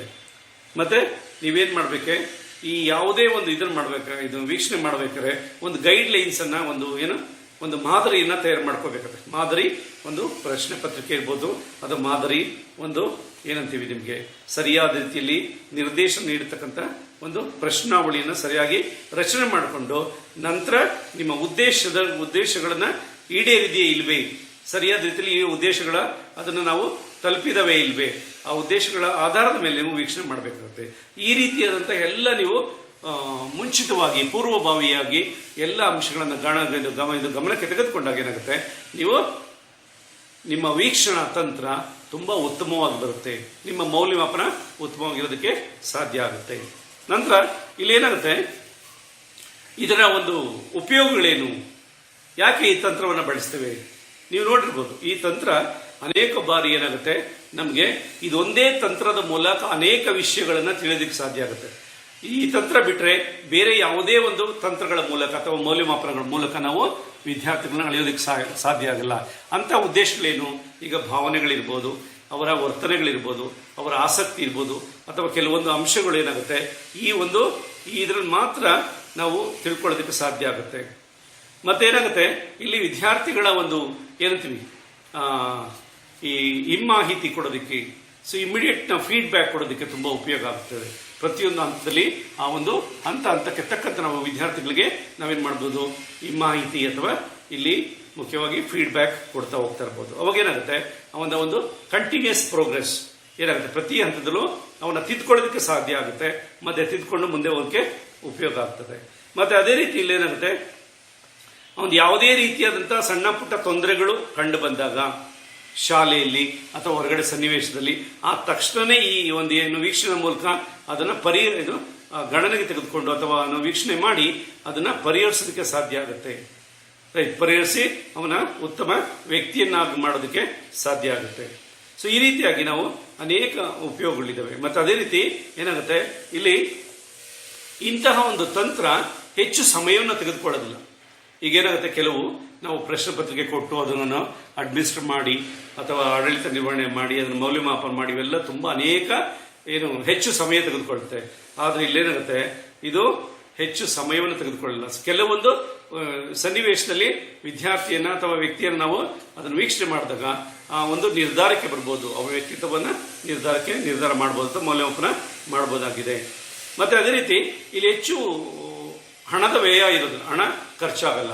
ಯಾಕೆ ಹಣ ಖರ್ಚಾಗಲ್ಲ ಇಲ್ಲಿ? ಯಾಕಂದ್ರೆ ನಾವು ಯಾವುದೇ ರೀತಿಯಾದಂಥ ಈ ಪ್ರಿಂಟಿಂಗ್ ಮೆಟೀರಿಯಲ್ ನಮಗೆ ಈ ಪರೀಕ್ಷೆ ಮಾಡಬೇಕು ಅಂದರೆ ವಿದ್ಯಾರ್ಥಿಗಳೇ ನಾವು ಅದೇನು ಮಾಡಬೇಕು, ಪ್ರಿಂಟ್ ಮಾಡಬೇಕು, ಮತ್ತು ಎಕ್ಸಾಮ್ ಇರಬೇಕು, ಇದು ಮೆಟೀರಿಯಲ್ ಕೊಡಬೇಕು, ಆಮೇಲೆ ವ್ಯಾಲ್ಯೂಯೇಷನ್ ಮಾಡಬೇಕು, ಅನೇಕ ಅಂಶಗಳು ಅಲ್ಲಿ ಅನೇಕ ವಿಷಯಗಳಲ್ಲಿ ನಾವು ಹೆಚ್ಚು ಹಣವನ್ನು ಖರ್ಚು ಮಾಡಬೇಕಾಗುತ್ತೆ. ಆದರೆ ವೀಕ್ಷಣಾ ತಂತ್ರದಲ್ಲಿ ನಾವು ಹೆಚ್ಚು ಹಣ ವ್ಯಯ ಮಾಡೋದಿಲ್ಲ. ಇದು ತುಂಬ ಏನಂತೀವಿ, ಇಟ್ಸ್ ಎ ವೆರಿ ಎಕನಾಮಿಕ್ ಇದು, ಆಯ್ತಾ. ಮತ್ತೆ ಇಲ್ಲೇನಾಗುತ್ತೆ, ಇಲ್ಲಿ ಈ ಒಂದು ವೀಕ್ಷಣಾ ತಂತ್ರ ಅನೇಕ ಒಂದು ಮೌಲ್ಯಮಾಪನಗಳಿಗೆ ಒಂದು ಸಹಕಾರಿಯಾಗಿದೆ. ಸಪ್ಲಿಮೆಂಟರಿ ಇದು ಏನಂತೀವಿ ಇನ್ಫಾರ್ಮೇಶನ್ ಏನಾಗುತ್ತೆ, ಮುಖ್ಯವಾಗಿ ತುಂಬ ಉಪಯೋಗ ಆಗ್ತದೆ. ಯಾಕೆಂದ್ರೆ ಈ ಒಂದು ಕೆಲವೊಂದು ಅಂಶಗಳನ್ನು ಈ ಮೂಲಕ ನಾವು ವೀಕ್ಷಣೆ ಮಾಡಿ ಮೌಲ್ಯಮಾಪನ ಮಾಡಿ ಆ ಅಂಶಗಳನ್ನು ನಾವು ಬೇರೆ ಮೌಲ್ಯಮಾಪನ ಮಾಡುವಾಗ ಅದಕ್ಕೆ ಸಹಕಾರಿಯಾಗಿ ಒಂದು ಉತ್ತಮವಾದ ಏನಂತೀವಿ ನಿರ್ಧಾರವನ್ನು ತೆಗೆದುಕೊಳ್ಳಕ್ಕೆ ಅಥವಾ ಉತ್ತಮವಾದ ರೀತಿಯಲ್ಲಿ ಅರ್ಥೈಸೋದಕ್ಕೆ ಇದು ಸಹಕಾರಿಯಾಗ್ತದೆ. ಸೊ ಈ ರೀತಿಯಾಗಿ ನಾವು ಅನೇಕ ಉಪಯೋಗಗಳನ್ನು ನೋಡ್ತೇವೆ, ಆಯ್ತಾ. ಮತ್ತೆ ಇಲ್ಲಿ ಪ್ರಶ್ನಾವಳಿ ಅನೇಕ ಇನ್ನೊಂದು ತಂತ್ರ ಇದು. ಪ್ರಶ್ನಾವಳಿ ನೀವು ಕೇಳಿರ್ಬೋದು. ಪ್ರಶ್ನಾವಳಿ ತುಂಬಾ ಮುಖ್ಯವಾಗಿ ಈ ಒಂದು ತಂತ್ರ ತುಂಬಾ ಮುಖ್ಯವಾಗಿ ನಮ್ಮ ಈ ಒಂದು ಪರೀಕ್ಷಾ ವಿಧಾನದಲ್ಲಿ ಒಂದು ಮುಖ್ಯವಾದ ಒಂದು ಪಾತ್ರವನ್ನು ವಹಿಸ್ತದೆ. ಹೇಗೆ ಇಲ್ಲಿ? ಯಾಕಂದ್ರೆ ಅನೇಕ ರೀತಿಯಲ್ಲಿ ನೀವು ನೋಡಿರ್ಬೋದು, ಎಲ್ಲ ವಿದ್ಯಾರ್ಥಿಯ ಮೌಲ್ಯಮಾಪನ ಮಾಡಬೇಕು, ವಿದ್ಯಾರ್ಥಿಗಳವರ ಪ್ರತಿಯೊಂದು ಅಂಶಗಳನ್ನು ಯಾವುದೇ ರೀತಿ ಅಥವಾ ಒಂದೇ ಸಮಯದಲ್ಲಿ ಅನೇಕ ಸ್ಥಳಗಳಲ್ಲಿ ಏನು ಹೆಚ್ಚು ವಿದ್ಯಾರ್ಥಿಗಳನ್ನು ನಾವು ಮೌಲ್ಯಮಾಪನ ಮಾಡಬೇಕಾದ್ರೆ ಈ ತರ ಪ್ರಶ್ನಾವಳಿಯನ್ನ ನಾವು ಉಪಯೋಗ ಮಾಡ್ತೇವೆ. ಪ್ರಶ್ನಾವಳಿ ತುಂಬಾ ಈ ಪ್ರಶ್ನಾವಳಿ ಹೇಗೆ? ಪ್ರಶ್ನಾವಳಿ ಅಂದ್ರೇನು? ಇಲ್ಲಿ ಅನೇಕ ಪ್ರಶ್ನೆಗಳನ್ನ ಯಾವುದೇ ಒಂದು ಏನಂತೀವಿ ಸರಿಯಾದ ರೀತಿಯಲ್ಲಿ ಪ್ಲಾನ್ ಮಾಡಿ ಅಂದ್ರೆ ಯೋಜನೆ ಮಾಡಿಕೊಂಡು ವಿದ್ಯಾರ್ಥಿಗಳಿಗೆ ಆಡಳಿತ ನಿರ್ವಹಣೆ ಮಾಡ್ತಕ್ಕಂಥ ಒಂದು ಲಿಖಿತ ಪರೀಕ್ಷೆಗೆ ಪ್ರಶ್ನಾವಳಿ ಅಂತೇವೆ. ಆಯ್ತಾ. ಪ್ರಶ್ನಾವಳಿ ಅಂದ್ರೆ ಅನೇಕ ಪ್ರಶ್ನೆಗಳು, ಯಾವುದೇ ಒಂದು ವಿಷಯಕ್ಕೆ ಸಂಬಂಧಪಟ್ಟಂತೆ ಅನೇಕ ಪ್ರಶ್ನೆಗಳನ್ನ ನಾವು ಲಿಖಿತ ರೂಪದಲ್ಲಿ ವಿದ್ಯಾರ್ಥಿಗಳಿಂದ ಉತ್ತರವನ್ನು ಪಡೆಯೋದಿಕ್ಕೆ ಏನಂತೀವಿ ಇಲ್ಲಿ ಪ್ರಶ್ನಾವಳಿ ಅಂತ ಹೇಳ್ತಾರೆ. ಇದು ಒಂದು ಉತ್ತಮವಾದ ತಂತ್ರವಾಗಿದೆ ವಿದ್ಯಾರ್ಥಿಗಳ ವ್ಯಕ್ತಿತ್ವವನ್ನು ಅಳತೆ ಮಾಡೋದಕ್ಕೆ ಅಥವಾ ವಿದ್ಯಾರ್ಥಿಗಳ ಒಂದು ಸಾಧನೆಯನ್ನು ಅಳತೆ ಮಾಡೋದಕ್ಕೆ, ಅವರ ಆಸಕ್ತಿ, ಅವರ ವರ್ತನೆ, ಅವರ ಅನೇಕ ಅಂಶಗಳನ್ನ ನಾವು ಬುದ್ಧಿಶಕ್ತಿ ಅಳತೆ ಮಾಡಬೇಕಂದ್ರೆ ಪ್ರಶ್ನಾವಳಿ ತುಂಬಾ ಮುಖ್ಯ ಆಗ್ತದೆ. ಇಲ್ಲಿ ಎರಡು ರೀತಿಯಾದಂತಹ ಪ್ರಶ್ನಾವಳಿಯನ್ನು ನೋಡ್ತೀವಿ. ಒಂದು ಇಲ್ಲಿ ಅನ್ಸ್ಟ್ರಕ್ಚರ್ಡ್, ಒಂದು ಸ್ಟ್ರಕ್ಚರ್ಡ್ ಆರ್ ಕ್ಲೋಸರ್. ಕ್ಲೋಸರ್ ಏನಂತೀವಿ, ಒಂದು ಪ್ರಶ್ನಾವಳಿ ಅಂದ್ರೆ ಏನಾಗುತ್ತೆ, ಇಲ್ಲಿ ಕನ್ನಡದಲ್ಲಿ ಏನಂತಾರೆ ಅದಕ್ಕೆ, ಕ್ಲೋಸರ್ ಅಥವಾ ಸ್ಟ್ರಕ್ಚರ್ಡ್. ಸ್ಟ್ರಕ್ಚರ್ಡ್ ಅಂದ್ರೆ ಇಲ್ಲಿ ಮುಖ್ಯವಾಗಿ ರಚನಾತ್ಮಕವಾದ ಪರೀಕ್ಷೆ ಅಥವಾ ಅಲ್ಲ, ಏನು ಔಪಚಾರಿಕ ಒಂದು ಪರೀಕ್ಷೆ, ಅನೌಪಚಾರಿಕ ಪರೀಕ್ಷೆ ಅಥವಾ ಕ್ಲೋಸಪ್. ಕ್ಲೋಸಪ್ ಇಲ್ಲಿ ಔಪಚಾರಿಕ, ಮುಖ್ಯವಾಗಿ ಇಲ್ಲಿ ಸ್ಟ್ರಕ್ಚರ್ಡ್. ಕ್ಲೋಸಪ್ ಅಂದ್ರೆ ಏನಾಗುತ್ತೆ, ಇಲ್ಲಿ ಮುಖ್ಯವಾಗಿ ವಿದ್ಯಾರ್ಥಿಗಳಿಗೆ ಯಾವುದೇ ರೀತಿಯಾದಂತಹ ಒಂದು ಸ್ವಾತಂತ್ರ್ಯ ಇರೋದಿಲ್ಲ. ಯಾವುದೇ ರೀತಿಯಾದ ಸ್ವಾತಂತ್ರ್ಯ ಅಂದ್ರೆ ಇಲ್ಲಿ ಕೊಟ್ಟಿರತಕ್ಕಂಥ ಉತ್ತರಗಳಲ್ಲಿ ವಿದ್ಯಾರ್ಥಿ ಅವನೇನ್ ಮಾಡಬೇಕು, ಉತ್ತರವನ್ನು ಆಯ್ಕೆ ಮಾಡಿ ಉತ್ತರವನ್ನು ಬರೀಬೇಕಾಗುತ್ತೆ. ಸೊ ಅದೃಷ್ಟಿಯಿಂದ ಇದು ಏನಂತೀವಿ, ಕ್ಲೋಸಪ್ ಅಂದ್ರೆ ಏನಂತೀವಿ, ಕ್ಲೋಸಪ್ ಪರೀಕ್ಷೆ ಅಥವಾ ಸ್ಟ್ರಕ್ಚರ್ಡ್ ಏನಂತೀವಿ, ಕ್ವಶನೇರ್. ಮತ್ತೆ ಇನ್ನೊಂದು ಅನ್ಸ್ಟ್ರಕ್ಚರ್ಡ್. ಅನ್ಸ್ಟ್ರಕ್ಚರ್ಡ್ ಅಂದ್ರೆ ಇಲ್ಲಿ ಮುಖ್ಯವಾಗಿ ಅನೌಪಚಾರಿಕ ಅಂತ ಹೇಳ್ಬೋದು, ಅಥವಾ ಹೇಗೆ ಇದನ್ನ ಏನಂತೀವಿ ತಯಾರು ಮಾಡ್ತಾರೆ ಅಂದ್ರೆ ಮುಖ್ಯವಾಗಿ ಇಲ್ಲೇನಾಗತ್ತೆ, ಇಲ್ಲಿ ವಿದ್ಯಾರ್ಥಿಗೆ ಎಲ್ಲಾ ರೀತಿಯಾದಂತಹ ಒಂದು ಸ್ವತಂತ್ರ, ಅಂದ್ರೆ ಅವನು ಇದು ಯಾವುದೇ ರೀತಿಯಾದ ರೆಸ್ಟ್ರಿಕ್ಷನ್ ಇಲ್ಲ, ಅಂದ್ರೆ ಉತ್ತರ ಏನ್ ಬೇಕೋ ಅವ್ರು ಬರೀಬಹುದು. ಅದಕ್ಕೆ ಓಪನ್ ಎಂಡ್ ಟೈಪ್, ಇದು ಓಪನ್ ಎಂಡ್ ಟೈಪ್ ಅಂತಾರೆ. ಅಥವಾ ಇದಕ್ಕೇನಂತಾರೆ ಅಂದ್ರೆ ಮುಖ್ಯವಾಗಿ ನೀವು ವಿದ್ಯಾರ್ಥಿಗಳು ಯಾವುದೇ ಉತ್ತರವನ್ನು ಅವನಿಗೆ ಮನಸ್ಸಿಗೆ ಬಂದಂಗೆ ಅವನ ಆರ್ಗನೈಸೇಷನ್, ಅವನ ಪ್ರೆಸೆಂಟೇಷನ್ ಅಥವಾ ಯಾವುದೇ ರೀತಿಯಿಂದ ಅವನು ಉತ್ತರಗಳನ್ನು ಬರೀಬಹುದು. ಯಾವುದೇ ರೀತಿಯಂತ ಅವನಿಗೆ ನಿರ್ಬಂಧ ಇರೋದಿಲ್ಲ. ಇಲ್ಲಿ ಅನಿರ್ಬಂಧ ಒಂದು ಏನಂತೀವಿ ಉತ್ತರವನ್ನು ಬರೀತಕ್ಕಂಥದ್ದು. ಇದು ನಿರ್ಬಂಧಿತ. ಇಲ್ಲಿ ಅಂದ್ರೆ ಕ್ಲೋಸಪ್ ಅಂದ್ರೆ ನಿರ್ಬಂಧಿತ ಪ್ರಶ್ನಾವಳಿ, ಇಲ್ಲಿ ಅನಿರ್ಬಂಧಿತ ಪ್ರಶ್ನಾವಳಿ. ಅನಿರ್ಬಂಧಿತ ಅಂದ್ರೆ ಯಾವುದೇ ರೀತಿಯಾದಂತಹ ಅವರಿಗೆ ವಿದ್ಯಾರ್ಥಿಗೆ ಒಂದು ರಿಸ್ಟ್ರಿಕ್ಷನ್ ಇರೋದಿಲ್ಲ.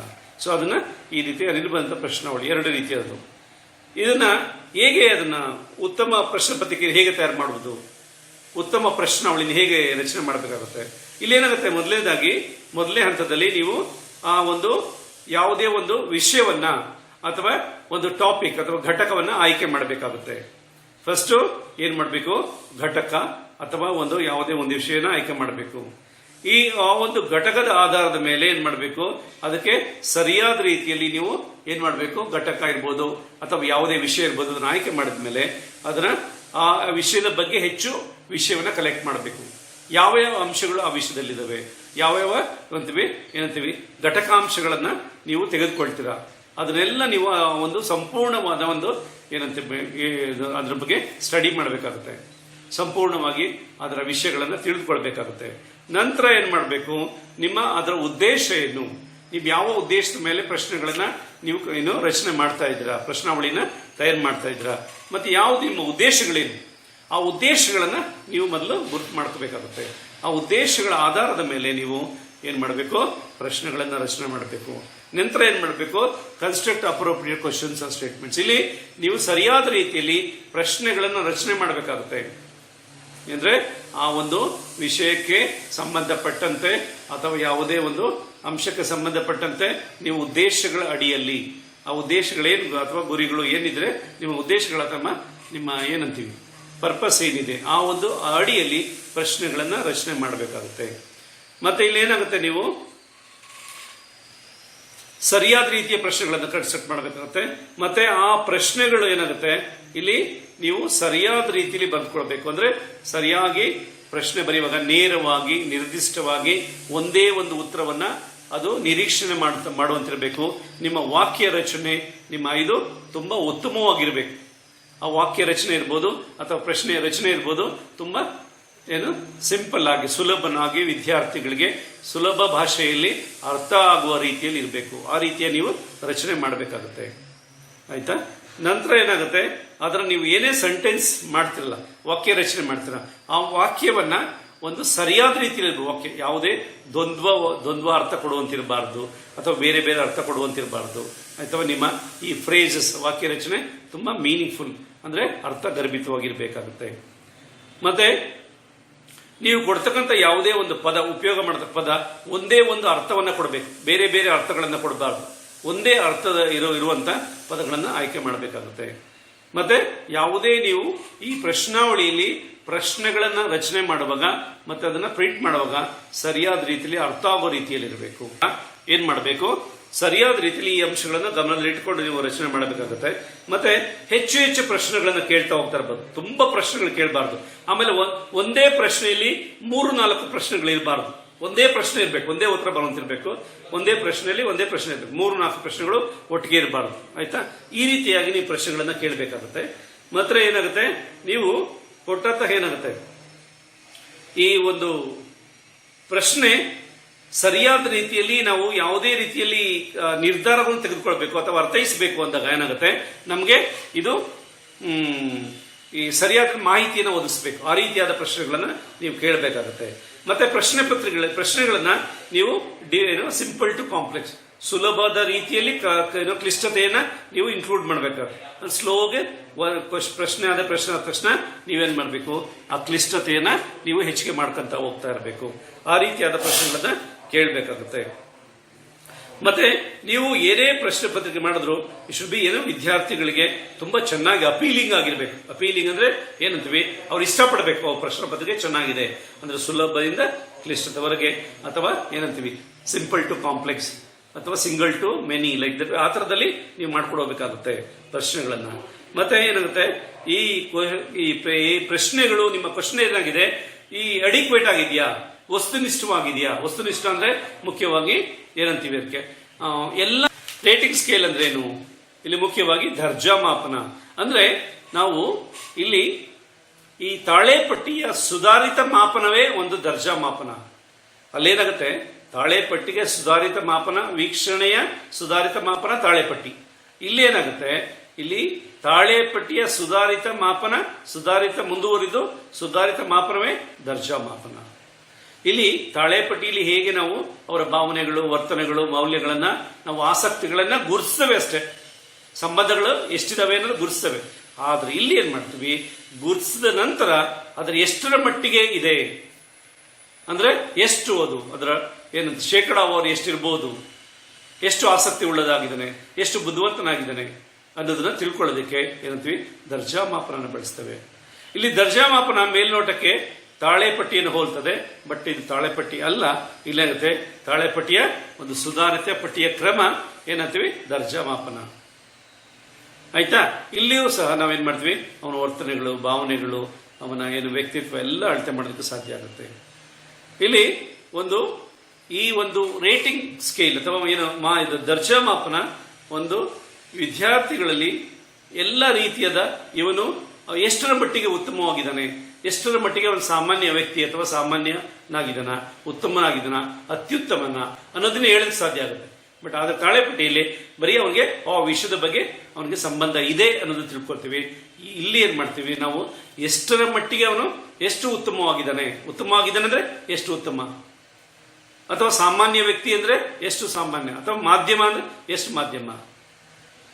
ಈ ರೀತಿಯಾಗಿ ನಾವೇನ್ ಮಾಡ್ತೀವಿ, ವಿದ್ಯಾರ್ಥಿಗಳ ಈ ಕೆಲವು ಅಂಶಗಳನ್ನ ದರ್ಜೆ ಮಾಡಿ ಅಂದ್ರೆ ಶೇಕಡಾವಾರು ಅವರ ಇದನ್ನು ಹೇಳ್ತೇವೆ. ಅವನ ಕಲಿಕೆ ಇಲ್ಲಿ ಸುಧಾರಿಸುವಂತೆ ಏನಂತೀವಿ ನಾವು ವಿದ್ಯಾರ್ಥಿಗಳಿಗೆ ಉತ್ತಮ ಮಾಹಿತಿ ಕೊಡೋದಕ್ಕೆ ಸಾಧ್ಯ ಆಗ್ತದೆ. ಇಲ್ಲಿ ಮುಖ್ಯವಾಗಿ ಏನಾಗುತ್ತೆ, ವಿದ್ಯಾರ್ಥಿಗಳ ಸ್ಥಾನಗಳನ್ನ ಗುರುತಿಸಲು, ಅವರ ಬಡ್ತಿಯನ್ನ ಗುರುತಿಸಲು ಅಥವಾ ಬೆಲೆ ಕಟ್ಟಲು. ಬೆಲೆ ಬೆಲೆ ಅಂದ್ರೆ ಅವನು ಎಷ್ಟು ಉತ್ತಮ ಅಂತ ಅಷ್ಟೇ, ಎಷ್ಟು ಉತ್ತಮ ಇರ್ಬೋದು, ಅಥವಾ ಅವನು ಯಾವ ಸ್ಥಾನದಲ್ಲಿ ಇದ್ದಾನೆ, ಅವನು ಫಸ್ಟ್ ಕ್ಲಾಸ, ಸೆಕೆಂಡ್ ಕ್ಲಾಸ, ಪಾಸ್ ಕ್ಲಾಸ, ಯಾವ ಹಂತದಲ್ಲಿದ್ದಾನೆ ಅನ್ನೋದನ್ನ ನಾವು ತಿಳ್ಕೊಳ್ಳೋಕೆ ಸಾಧ್ಯ. ವಿವಿಧ ಮಟ್ಟಗಳನ್ನ ಇಲ್ಲಿ ಪ್ರತಿಬಿಂಬಿಸುವ ಪಟ್ಟಿಯೇ ದರ್ಜಾ ಮಾಪನ. ಇಲ್ಲಿ ಏನಾಗುತ್ತೆ, ನಾವು ವಿವಿಧ ಸ್ಥಾನಗಳು ಅಥವಾ ವಿವಿಧ ಮಟ್ಟಗಳಿರ್ಬೋದು ಅಥವಾ ವಿವಿಧ ಸ್ಥಾನಗಳು, ವಿವಿಧ ಹಂತಗಳನ್ನ ವಿದ್ಯಾರ್ಥಿಗಳಿಗೆ ಗುರುತಿಸುವುದೇ ಏನಾಗುತ್ತೆ, ದರ್ಜಾ ಮಾಪನ. ಅದನ್ನು ಪ್ರತಿಬಿಂಬಿಸುವ ಒಂದು ಅಂಶವನ್ನ ಏನಂತೀವಿ ನಾವು ದರ್ಜಾ ಮಾಪನ. ಆ ಪಟ್ಟಿಯೇ ದರ್ಜಾ ಮಾಪನ ಅಂತ ಹೇಳ್ತೇವೆ. ಇಲ್ಲಿ ನೀವು ನೋಡಿರ್ಬೋದು, ಇಲ್ಲಿ ಯಾವ ರೀತಿ ನಾವು ಇದನ್ನ ಮಾಡ್ತೇವೆ ಅಂದ್ರೆ, ಇಲ್ಲಿ ಅನೇಕ ಹಂತಗಳಲ್ಲಿ ನಾವು ಇದನ್ನ ಮಾಡ್ಕೊಂಡು ಹೋಗ್ತೀವಿ. ಒಂದು 3 ಅಂಶಗಳಂತ, 3 ಹಂತಗಳ ಒಂದು ದರ್ಜಾ ಮಾಪನ. 3 ಹಂತಗಳಿದ್ರೆ 3 ಪಾಯಿಂಟ್ ಸ್ಕೇಲ್. 3 ಪಾಯಿಂಟ್ ಸ್ಕೇಲ್ ಅಂದ್ರೆ ಮೇ ಬಿ ಉತ್ತಮ, ಮಾಧ್ಯಮ, ಮತ್ತೆ ಅವನೇನಂತೀವಿ ಅಧಮ. ಏನಿರ್ಬೋದು, ಅಧಮ ಇರ್ಬೋದು, ದುರ್ಬಲ ಇರ್ಬೋದು. ಈ ತರದ 3 ಭಾಗ ಮಾಡೋದು. ಅಥವಾ ಇದು ಮುಂದೆ ಹೋಗಿ ನಾವು 5 ಭಾಗ ಮಾಡ್ತೀವಿ ಅಂದ್ರೆ ಇವನು ಅತ್ಯುತ್ತಮ, ಉತ್ತಮ, ಮಾಧ್ಯಮ, ಸಾಮಾನ್ಯ ಮತ್ತು ದುರ್ಬಲ. ಸೊ ಈ ರೀತಿಯಾಗಿ ನಾವು 5 ಭಾಗ ಮಾಡೋದು. ಇನ್ನೂ ಹೆಚ್ಚು ನಾವು ನಮ್ಮ ಈ ಮೌಲ್ಯಮಾಪನದಲ್ಲಿ ಅಥವಾ ನಮ್ಮ ಈ ದರ್ಜೆಯಲ್ಲಿ ಏನಾಗುತ್ತೆ, ಹೆಚ್ಚು ಇನ್ನು ಒಳಗಡೆ ಹೋಗಿ ಅವನ ಅಂಶವನ್ನು ತಿಳ್ಕೊಳ್ಳೋದು, ಎಷ್ಟರ ಮಟ್ಟಿಗೆ ಇವನು ಅತ್ಯುತ್ತಮ ಆಗಿದ್ದಾನೆ. ಸೊ ಈ ರೀತಿಯಾಗಿ 5 ಪಾಯಿಂಟ್ ಸ್ಕೇಲ್ ಅಥವಾ 7 ಪಾಯಿಂಟ್ ಸ್ಕೇಲ್, ಈ ರೀತಿಯಾಗಿ ಅನೇಕ ನಾವು ಅದನ್ನ ಸಂಖ್ಯೆಗಳನ್ನು ಬಳಸ್ತೇವೆ, ಆಲ್ಫಾಬೆಟ್ ಬಳಸ್ತೇವೆ. ಈ ರೀತಿಯಾಗಿ ಅನೇಕ ಅಂಶಗಳನ್ನು ಬಳಸಿ ವಿದ್ಯಾರ್ಥಿಗಳ ಮೌಲ್ಯಮಾಪನ ಮಾಡ್ತೇವೆ. ಹಾಗಾದ್ರೆ ಇದನ್ನು ಹೇಗೆ ರಚನೆ ಮಾಡೋದು, ಹೇಗೆ ನೀವು ಯಾವುದೇ ಒಂದು ದರ್ಜೆ ಮಾಪನ ರಚನೆ ಮಾಡಬೇಕಾಗ ಯಾವ ಅಂಶಗಳನ್ನು ಗಮನದಲ್ಲಿಡಬೇಕು?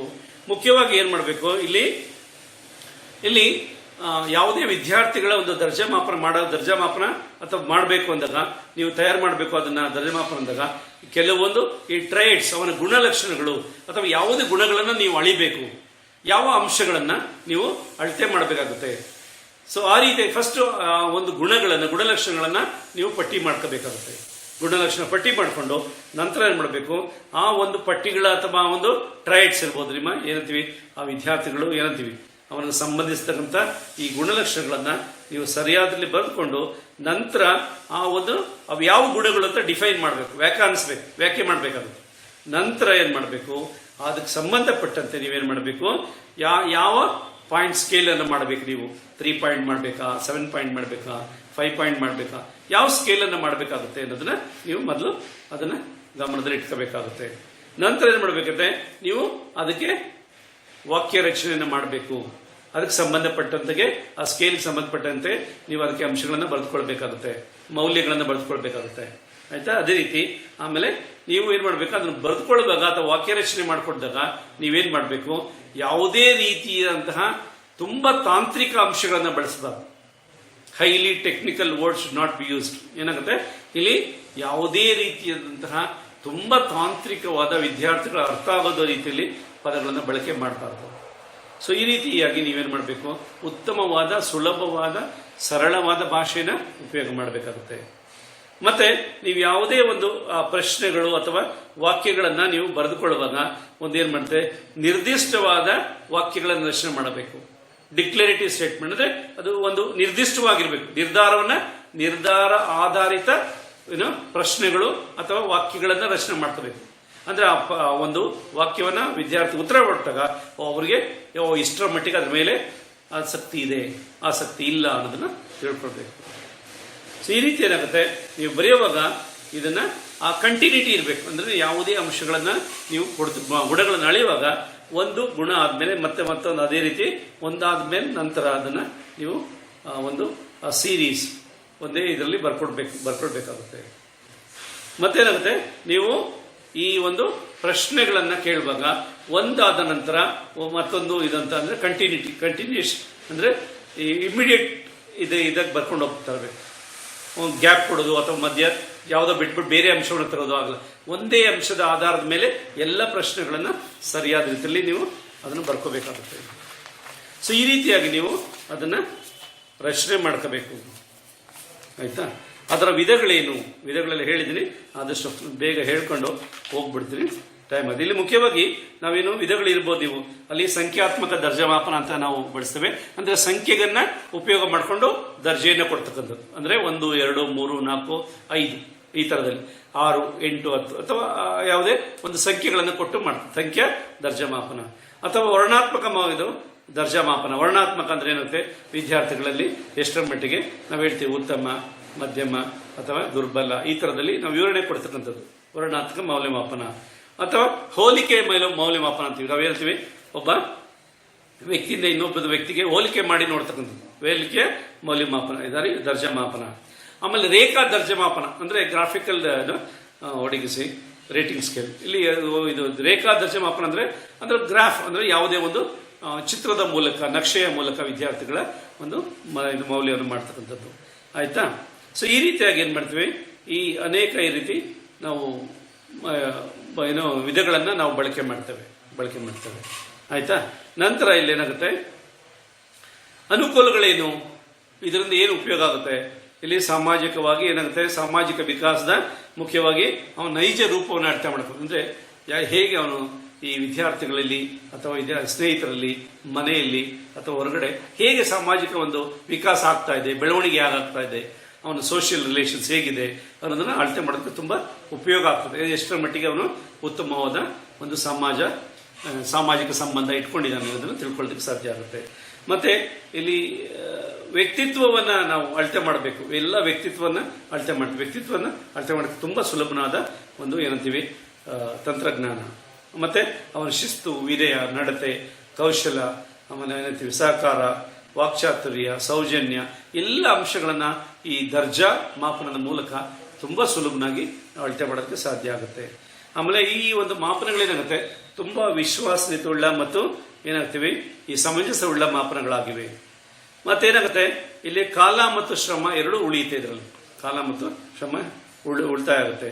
ಮತ್ತೆ ಇದು ವ್ಯಾಪಕತೆಯನ್ನು ಹೊಂದಿದೆ. ಅಂದ್ರೆ ಅಡಿಕ್ವೇಟ್ನೆಸ್ ಅಂದ್ರೆ ಎಲ್ಲ ಅಂಶಗಳನ್ನು ನಾವು ಇದರಲ್ಲಿ ಕವರ್ ಮಾಡಬಹುದು. ಈ ರೀತಿಯಾಗಿ ನಮಗೆ ತುಂಬಾ ಉಪಯೋಗ ಆಗ್ತದೆ.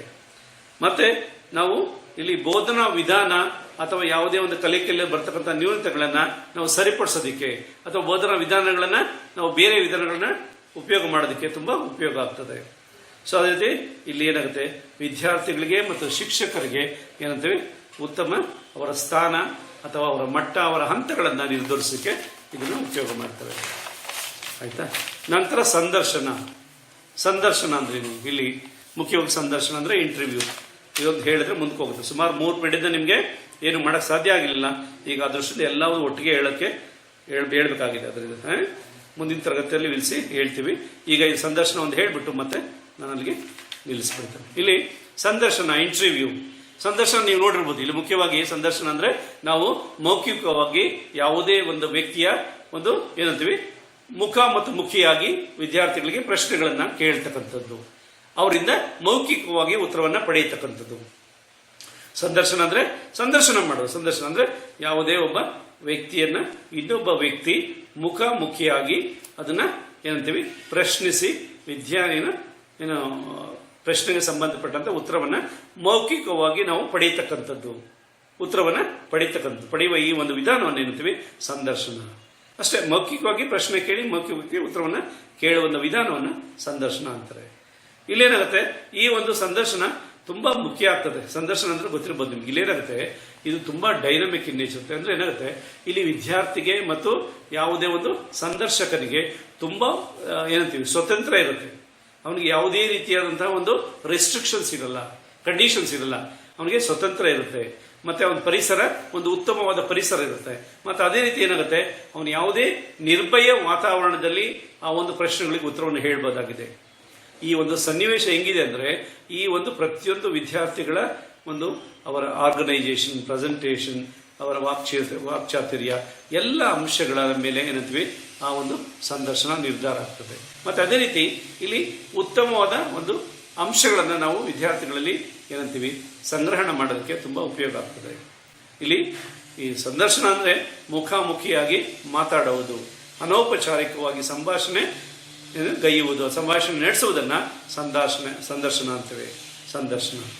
ಸಂದರ್ಶನದಲ್ಲಿ ಏನಿಲ್ಲ, ಮುಖ್ಯವಾಗಿ ಸ್ವತಂತ್ರವಾಗಿ ಯಾವುದೇ ರೀತಿ ಭಯವಿಲ್ಲದೆ ನಿರ್ಭಯವಾಗಿ ಪ್ರತಿಯೊಂದು ಪ್ರಶ್ನೆಗೆ ಉತ್ತರವಾಗಿ ತನ್ನದೇ ಆದಂತಹ ರೀತಿಯಲ್ಲಿ ಅವರಿಗೆ ಒಂದು ಮೌಖಿಕವಾಗಿ ಉತ್ತರವನ್ನು ನೀಡುವುದು ಒಂದು ಸಂದರ್ಶನ. ಇದು ಸಂದರ್ಶನ ಅಂತೇವೆ. ಇಲ್ಲಿ 2 ರೀತಿಯ ಸಂದರ್ಶನವನ್ನು ನೋಡ್ತೇವೆ. 2 ರೀತಿಯ ಸಂದರ್ಶನ ಯಾವುದು? ಒಂದು ನಿರ್ಬಂಧಿತ ಸಂದರ್ಶನ, ಇನ್ನೊಂದು ಅನಿರ್ಬಂಧಿತ ಸಂದರ್ಶನ. ನಿರ್ಬಂಧಿತ ಸಂದರ್ಶನ ಅಂದ್ರೆ ಏನು? ಇಲ್ಲಿ ಮುಖ್ಯವಾಗಿ ನಿರ್ಬಂಧಿತ ಅಂದ್ರೆ ನಿರ್ಬಂಧಿತ ಪದನೇ ಹೇಳುತ್ತೆ. ಅಂದ್ರೆ ನಿಮಗೆ ಒಂದು ಬಂಧವನ್ನ ಇರುತ್ತೆ. ಏನಾಗುತ್ತೆ ಯಾವುದೇ ರೀತಿಯಾದ ಸ್ವಲ್ಪ ಸ್ವತಂತ್ರ ಕಮ್ಮಿ ಇರುತ್ತೆ. ಹೇಗೆ ಅಂದ್ರೆ ಈ ಪ್ರಶ್ನೆಗಳೆಲ್ಲ ಮೊದಲೇ ನಿರ್ಧಾರಿತವಾಗಿದೆ. ಪೂರ್ವ ನಿರ್ಧಾರಿತ ಪ್ರಶ್ನೆಗಳನ್ನೇ ಮಾತ್ರ ಕೇಳಬೇಕಾಗುತ್ತೆ ಯಾರು ಸಂದರ್ಶಕ.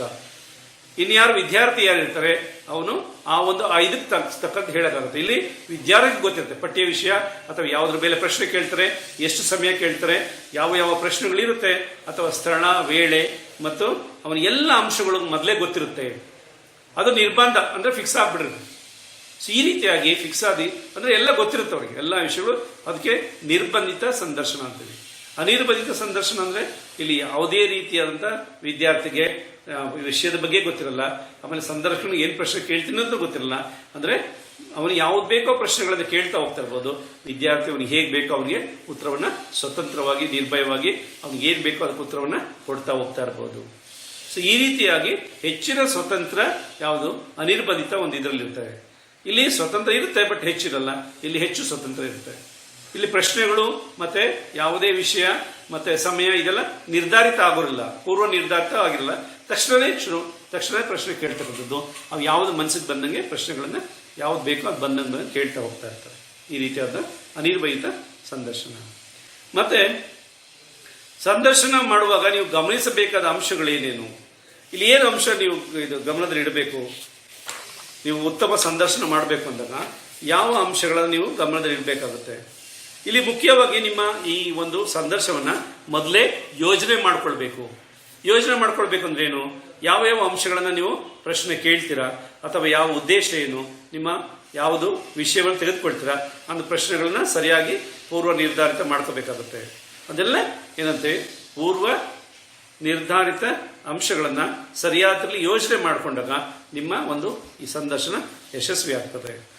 ಮತ್ತೆ ಯಾವುದೇ ನೀವು ಏನಂತೀವಿ ಇಲ್ಲಿ ನೀವು ಫಸ್ಟ್ ನೀವು ಮೊದಲೇ ಡಿಸೈಡ್ ಮಾಡಬೇಕು ಯಾವ ವಿಷಯದ ಬಗ್ಗೆ ಪ್ರಶ್ನೆ ಕೇಳಬೇಕು, ಯಾವ ಪ್ರಶ್ನೆಗಳನ್ನ ಕೇಳಬೇಕು ಅನ್ನೋದ್ರ ನೀವು ಮೊದಲೇ ಮನಸ್ಸಲ್ಲಿ ಅಥವಾ ಮೊದಲೇ ಬರೆದಿಟ್ಕೊಂಡಿದ್ರೆ ತುಂಬಾ ಸುಲಭ ಆಗುತ್ತೆ. ನಿಮಗೆ ಉದ್ದೇಶಗಳನ್ನ ನೀವು ಈಡೇರಿಸೋದಕ್ಕೂ ಸಾಧ್ಯ ಆಗುತ್ತೆ. ಮತ್ತೇನಾಗುತ್ತೆ, ನೀವು ಸಮಯ ಮತ್ತೆ ಆ ಒಂದು ಸ್ಥಳ ಎಲ್ಲ ನಿಗದಿ ಮಾಡಬೇಕು. ಮೊದಲೇ ಸರಿಯಾದ ರೀತಿಯಲ್ಲಿ ನಿಗದಿ ಮಾಡಿದಾಗ ಏನಾಗುತ್ತೆ, ತುಂಬಾ ಉಪಯೋಗ ಆಗುತ್ತೆ. ಮತ್ತೇನಾಗುತ್ತೆ, ನೀವು ಇಲ್ಲಿ ಯಾವುದೇ ಒಂದು ಸಂದರ್ಶಕ ಉತ್ತಮ ಒಂದು ಕೌನ್ಸಿಲರ್ ಆಗಿರಬೇಕು, ಮಾರ್ಗದರ್ಶಕನಾಗಿರ್ಬೇಕು. ಅಂದ್ರೆ ವಿದ್ಯಾರ್ಥಿಗಳಿಗೆ ಸರಿಯಾದ ಬಾಂಧವ್ಯನ ಬೆಳೆಸಬೇಕು. ಉತ್ತಮ ಬಾಂಧವ್ಯ ಬೆಳೆಸಿದಾಗ ಅವನ ಭಾವನೆಗಳು, ಅವನ ವ್ಯಕ್ತಿತ್ವ, ಅವನ ಒಳ್ಳೆಯ ರೀತಿಯಾದ ಅಂಶಗಳನ್ನ ನಾವು ಹೊರತೆಗೆಯೋದಕ್ಕೆ ಸಾಧ್ಯ ಆಗುತ್ತೆ. ಯಾವುದೇ ಒಂದು ಅಂಶಗಳನ್ನ ಅವನು ಮುಚ್ಚಿಡೋದಿಲ್ಲ. ಎಲ್ಲ ಅಂಶಗಳನ್ನ ಅವನು ಏನು ಸುಲಭ ರೀತಿಯಲ್ಲಿ ಅಥವಾ ಯಾವುದೇ ಒಂದು ಏನಂತೀವಿ ಹೈಡ್ ಮಾಡದೆ, ಅದು ಮುಚ್ಚಿಡದೆ ನಿಮಗೆ ಎಲ್ಲ ಈ ವಿಷಯಗಳನ್ನ ತಿಳಿಸ್ತಾನೆ. ಆಯ್ತಾ? ಮತ್ತೆ ನೀವು ಉತ್ತಮ ಸಂಬಂಧವನ್ನು ಬೆಳೆಸಬೇಕು. ಮುಖ್ಯವಾಗಿ ಅವನಲ್ಲಿ ಏನಾಗುತ್ತೆ, ಅವನಲ್ಲಿ ಕಾನ್ಫಿಡೆನ್ಸ್, ಅವನು ನಿಮ್ಮ ಮೇಲೆ ನಂಬಿಕೆ ಇಡಬೇಕು, ನಂಬಿಕೆ ಬರಬೇಕು. ಅವನ ನಂಬಿಕೆ ಬಂದಾಗ ಏನಾಗುತ್ತೆ, ಎಲ್ಲ ಅಂಶಗಳನ್ನ ಹೊರತೆಗೆಯೋದಕ್ಕೆ ಸಾಧ್ಯ ಆಗುತ್ತೆ. ಮತ್ತೆ ನೀವು ಈ ಒಂದು ಸಮಯ ತುಂಬಾ ಜಾಸ್ತಿ ಹೊತ್ತು ಪ್ರಶ್ನೆಗಳನ್ನು ಕೇಳ್ತಾ ಹೋಗ್ತಾ ಇರ್ಬೋದು. ನಿಮ್ಮ ಇಂಟರ್ವ್ಯೂ ಸಂದರ್ಶನ ತುಂಬಾ ಟೈಮ್ ಸಂದರ್ಶನ ಇಟ್ಕೊಂಡ್ರೆ ಅಥವಾ ಹೆಚ್ಚು ಪ್ರಶ್ನೆಗಳು ಇಟ್ಕೊಂಡ್ರೆ ನಿಮ್ಗೆ ಸರಿಯಾದ ರೀತಿಯಲ್ಲಿ ಸಂದರ್ಶನ ಎಫೆಕ್ಟಿವ್ ಆಗಿರೋದಿಲ್ಲ, ಉತ್ತಮವಾಗಿರೋದಿಲ್ಲ. ಆಯ್ತಾ? ಆಮೇಲೆ ನೀವು ಬಳಸ್ತಕ್ಕಂಥ ಭಾಷೆ, ಅವ್ರಿಗೆ ಏನಂತ ಭಾಷೆ ಉತ್ತಮವಾಗಿರಬೇಕು, ವಿದ್ಯಾರ್ಥಿಗಳಿಗೆ ಅರ್ಥವಾಗೋ ರೀತಿ ಇರಬೇಕು, ಸುಲಭನ ಆಗಿರಬೇಕು. ನೀವು ಏನೇ ಇದಾದ್ರೂ ನೇರವಾಗಿ ಸರಿಯಾದ ರೀತಿಯಲ್ಲಿ ಅರ್ಥವಾಗೋ ರೀತಿಯಲ್ಲಿ ಪ್ರಶ್ನೆಗಳನ್ನ ನೇರವಾಗಿ ಕೇಳಬೇಕಾಗುತ್ತೆ. ಮತ್ತೆ ಏನೇ ಪ್ರಶ್ನೆಗಳಿದ್ರು ನೀವು ಅದನ್ನ ಸರಿಯಾದ ರೀತಿಯಲ್ಲಿ ಯಾವುದೇ ಒಂದು ವ್ಯಾಕರಣ ತೊಂದರೆಗಳಿರಬಾರ್ದು, ಈ ರೀತಿಯಾಗಿ ಇರಬೇಕಾಗುತ್ತೆ. ಮತ್ತು ತುಂಬಾ ಆತ್ಮೀಯತೆಯನ್ನು ತೋರಿಸಬೇಕಾಗುತ್ತೆ. ಮತ್ತೆ ಸ್ವತಂತ್ರವಾಗಿ ಉತ್ತರಿಸಲು ಅವರಿಗೆ ವಿದ್ಯಾರ್ಥಿಗೆ ಅವಕಾಶ ಕೊಡಬೇಕಾಗುತ್ತೆ. ಮತ್ತೆ ಆಸಕ್ತಿ ಉಳ್ಳ ಪ್ರಶ್ನೆಗಳನ್ನು ಆದಷ್ಟು ಕೇಳಬೇಕಾಗುತ್ತೆ. ಮತ್ತೆ ಏನಾಗುತ್ತೆ, ಎಲ್ಲ ಇದೆ ಅಂತೀವಿ ಅಂಶಗಳನ್ನು ನೀವು ಕೇಳಿದಾಗ ಆದಷ್ಟು ಅದು ದಾಖಲೆ ಮಾಡಿಕೊಂಡ್ರೆ ತುಂಬಾ ಉತ್ತಮವಾಗಿರುತ್ತೆ. ಈ ರೀತಿಯಾಗಿ ನೀವೇನ್ ಮಾಡ್ಬೋದು, ಈ ಒಂದು ಸಂದರ್ಶನವನ್ನು ಉತ್ತಮಗೊಳಿಸ್ಬೋದು. ಆಯ್ತಾ? ಸೊ ಈ ರೀತಿಯಾಗಿ ನೀವೇನ್ ಮಾಡ್ಬೋದು, ತುಂಬಾ ಮುಖ್ಯ ಆಗುತ್ತೆ. ಇದರ ಅನುಕೂಲಗಳೇನು? ಮುಖ್ಯವಾಗಿ ಇದು ತುಂಬಾ ಅನುಕೂಲ ಆಗುತ್ತೆ. ಸಂದರ್ಶನ ಅಂದ್ರೆ ನೀವು ನೋಡ್ಬೋದು, ಯಾವುದೇ ಒಂದು ಬರವಣಿಗೆ ರೂಪದಲ್ಲಿ ಪರೀಕ್ಷೆ ಮೌಲ್ಯಮಾಪನ ಮಾಡಿದಾಗ ಅದಕ್ಕೆ ಸಹ ಸಂಬಂಧವಾಗಿ ಏನ್ ಮಾಡ್ತೀವಿ, ಈ ಒಂದು ಸಂದರ್ಶನವನ್ನ ಇಟ್ಕೊಳ್ತಾರೆ. ಯಾಕೆಂದ್ರೆ ಕೆಲವು ಅಂಶಗಳನ್ನ ಇದರ ಮೂಲಕ ಮಾತ್ರ ಅಳತೆ ಮಾಡಕ್ಕೆ ನೀವು ನೋಡಿರ್ಬೋದು. ಈಗೇನಾಗುತ್ತೆ, ಅವರ ಪ್ರೊನೌನ್ಸಿಯೇಷನ್, ಅವರ ಏನು ವಾಕ್ಚಾತುರ್ಯ, ಅವನ ಕಾನ್ಫಿಡೆನ್ಸ್, ಆಯ್ತಾ, ಈ ಎಲ್ಲ ಅಂಶಗಳನ್ನ ಬರೀ ಅವನ ಸಂದರ್ಶನ ಮಾಡಿದಾಗ ನಿಮ್ಗೆ ತಿಳಿಯುತ್ತೆ. ಮತ್ತೆ ಇದೇನಾಗುತ್ತೆ, ಇದು ತುಂಬಾ ವಿದ್ಯಾರ್ಥಿಗೆ ಸ್ವತಂತ್ರವನ್ನ ಕೊಡುತ್ತೆ. ಯಾವುದೇ ಒಂದು ರೀತಿಯಾದಂತ ಈ ಭಯ ಇರೋದಿಲ್ಲ, ನಿರ್ಭಯವಾಗಿ ಉತ್ತರ ಕೊಡೋದಕ್ಕೆ ಸಾಧ್ಯ ಆಗುತ್ತೆ. ಮತ್ತೇನಾಗುತ್ತೆ, ಇಲ್ಲೇನಾಗುತ್ತೆ, ವಿದ್ಯಾರ್ಥಿಗಳನ್ನ ಸರಿಯಾದ ಪ್ರಶ್ನೆ ಕೇಳಿ ವಿದ್ಯಾರ್ಥಿಗಳ ಅವರ ಭಾವನೆಗಳು, ಮುಖ್ಯವಾಗಿ ಅವರ ಭಾವನೆಗಳನ್ನ, ವಾಕ್ಚಾತುರ್ಯ, ಫೇಶಿಯಲ್ ಎಕ್ಸ್ಪ್ರೆಷನ್, ಅವನ ಒಡಗಿದೆ, ಅವನು ಯಾವ ತರ ಮಾಡ್ತಾರೆ ಅದನ್ನ ತಿಳ್ಕೊಳ್ಳೋಕೆ ಸಾಧ್ಯ ಆಗುತ್ತೆ. ಮುಖ್ಯವಾಗಿ ನೀವು ನೋಡಿರ್ಬೋದು, ಈ ಒಂದು ಸಂದರ್ಶನ ತುಂಬಾ ಮುಖ್ಯ. ಯಾರಿಗೆ ಅಂದ್ರೆ, ಯಾರು ಬರವಣಿಗೆ ಪರೀಕ್ಷೆ ತೆಗೆದುಕೊಳ್ಳೋಕೆ ಸಾಧ್ಯ ಆಗಲ್ಲ ಅಂತವ್ರಿಗೆ ತುಂಬಾ ಉಪಯೋಗ ಆಗ್ತದೆ. ಯಾಕಂದ್ರೆ ಅಂತವ್ರಿಗೆ ನೀವು ಈ ಸಂದರ್ಶನ ಮೂಲಕನೇ ನೀವು ಮೌಲ್ಯಮಾಪನ ಮಾಡೋಕೆ ಸಾಧ್ಯ ಆಗುತ್ತೆ. ಇಲ್ಲಾಂದ್ರೆ ಬೇರೆ ರೀತಿ ಮೌಲ್ಯಮಾಪನ ಮಾಡೋದಕ್ಕೆ ಆಗೋದಿಲ್ಲ. ಈಗ ಸಂದರ್ಶನ ಅವರು ಓರಲ್ ಆಗಿ ಮಾತಾಡ್ತಾರೆ, ಬರವಣಿಗೆ ಮಾಡೋದಕ್ಕೆ ಆಗಲ್ಲ. ಅಂದರೆ ಹ್ಯಾಂಡಿಕ್ಯಾಪ್, ಯಾರು ತುಂಬ ಅವ್ರಿಗೆ ಏನಾಗುತ್ತೆ ಕೆಲವು ದುರ್ಬಲತೆಗಳಿರ್ತವೆ, ಕೆಲವು ಏನು ದೌರ್ಬಲ್ಯಗಳಿರ್ತವೆ, ಅಂಥವ್ರಿಗೆ ಇದು ತುಂಬ ಉಪಯೋಗ ಆಗ್ತದೆ. ಮತ್ತು ಇಂತಹ ಒಂದು ಏನಂತೀವಿ ಬೇಗ ಒಂದು ಮತ್ತು ಕಡಿಮೆ ಹಣ ವೆಚ್ಚದಲ್ಲಿ, ಅಂದರೆ ನಾವು ಹೆಚ್ಚು ಹಣ ವ್ಯಯ ಮಾಡೋಕ್ಕೆ ಸಾಧ್ಯ ಇಲ್ಲ, ಕಡಿಮೆ ವೆಚ್ಚದಲ್ಲಿ ಏನು ಸಮಯನೂ ಉಳಿಯುತ್ತೆ, ಹಣನೂ ಉಳಿಯುತ್ತೆ, ಮತ್ತು ಬೇಗ ನಾವು ಒಂದು ನಿರ್ಧಾರವನ್ನು ತೆಗೆದುಕೊಳ್ಬೋದು. ಆಯ್ತಾ? ಮತ್ತು ಇದೇನಾಗುತ್ತೆ, ಈ ಒಂದು ರೀತಿಯಾದಂಥ ಒಂದು ಸಂದರ್ಶನ ತುಂಬ ಎಲ್ಲರಿಗೂ ಇಂಟರ್ವ್ಯೂ ಸಂದರ್ಶಕರಿಗೂ ಮತ್ತು ಬೇರೆ ಇಬ್ಬರಿಗೂ ಉಪಯೋಗ ಆಗುತ್ತೆ. ಆ ದೃಷ್ಟಿಯಿಂದ ತುಂಬ ಎಲ್ಲರಿಗೂ ಆಸಕ್ತಿದಾಯಕ ಆಗಿರುತ್ತೆ. ಆ ದೃಷ್ಟಿಯಿಂದ ಇದು ತುಂಬ ಉಪಯೋಗ ಆಗ್ತದೆ. ಸೊ ಈ ರೀತಿಯಾಗಿ ನಾವೇನಾಗುತ್ತೆ, ಈ ಒಂದು ಸಂದರ್ಶನ ತುಂಬ ಉಪಯೋಗಕರವಾಗುತ್ತೆ. ಇಷ್ಟೊಂದು ಏನಂದ್ರೆ ಈ ರೀತಿಯಾದಂಥ ನಾವು ಉಪಯೋಗಗಳಿದ್ದಾವೆ. ಸೊ ತುಂಬ ಉಪಯೋಗ, ಕೆಲವೊಂದು ಅಂಶಗಳನ್ನ ನೀವು ಇದ್ರ ಮೂಲಕನೇ ನೀವು ಅದನ್ನ ನಾವೇನು ಮಾಡ್ತೀವಿ, ಮೌಲ್ಯಮಾಪನ ಮಾಡೋದಕ್ಕೆ ಸಾಧ್ಯ ಆಗುತ್ತೆ.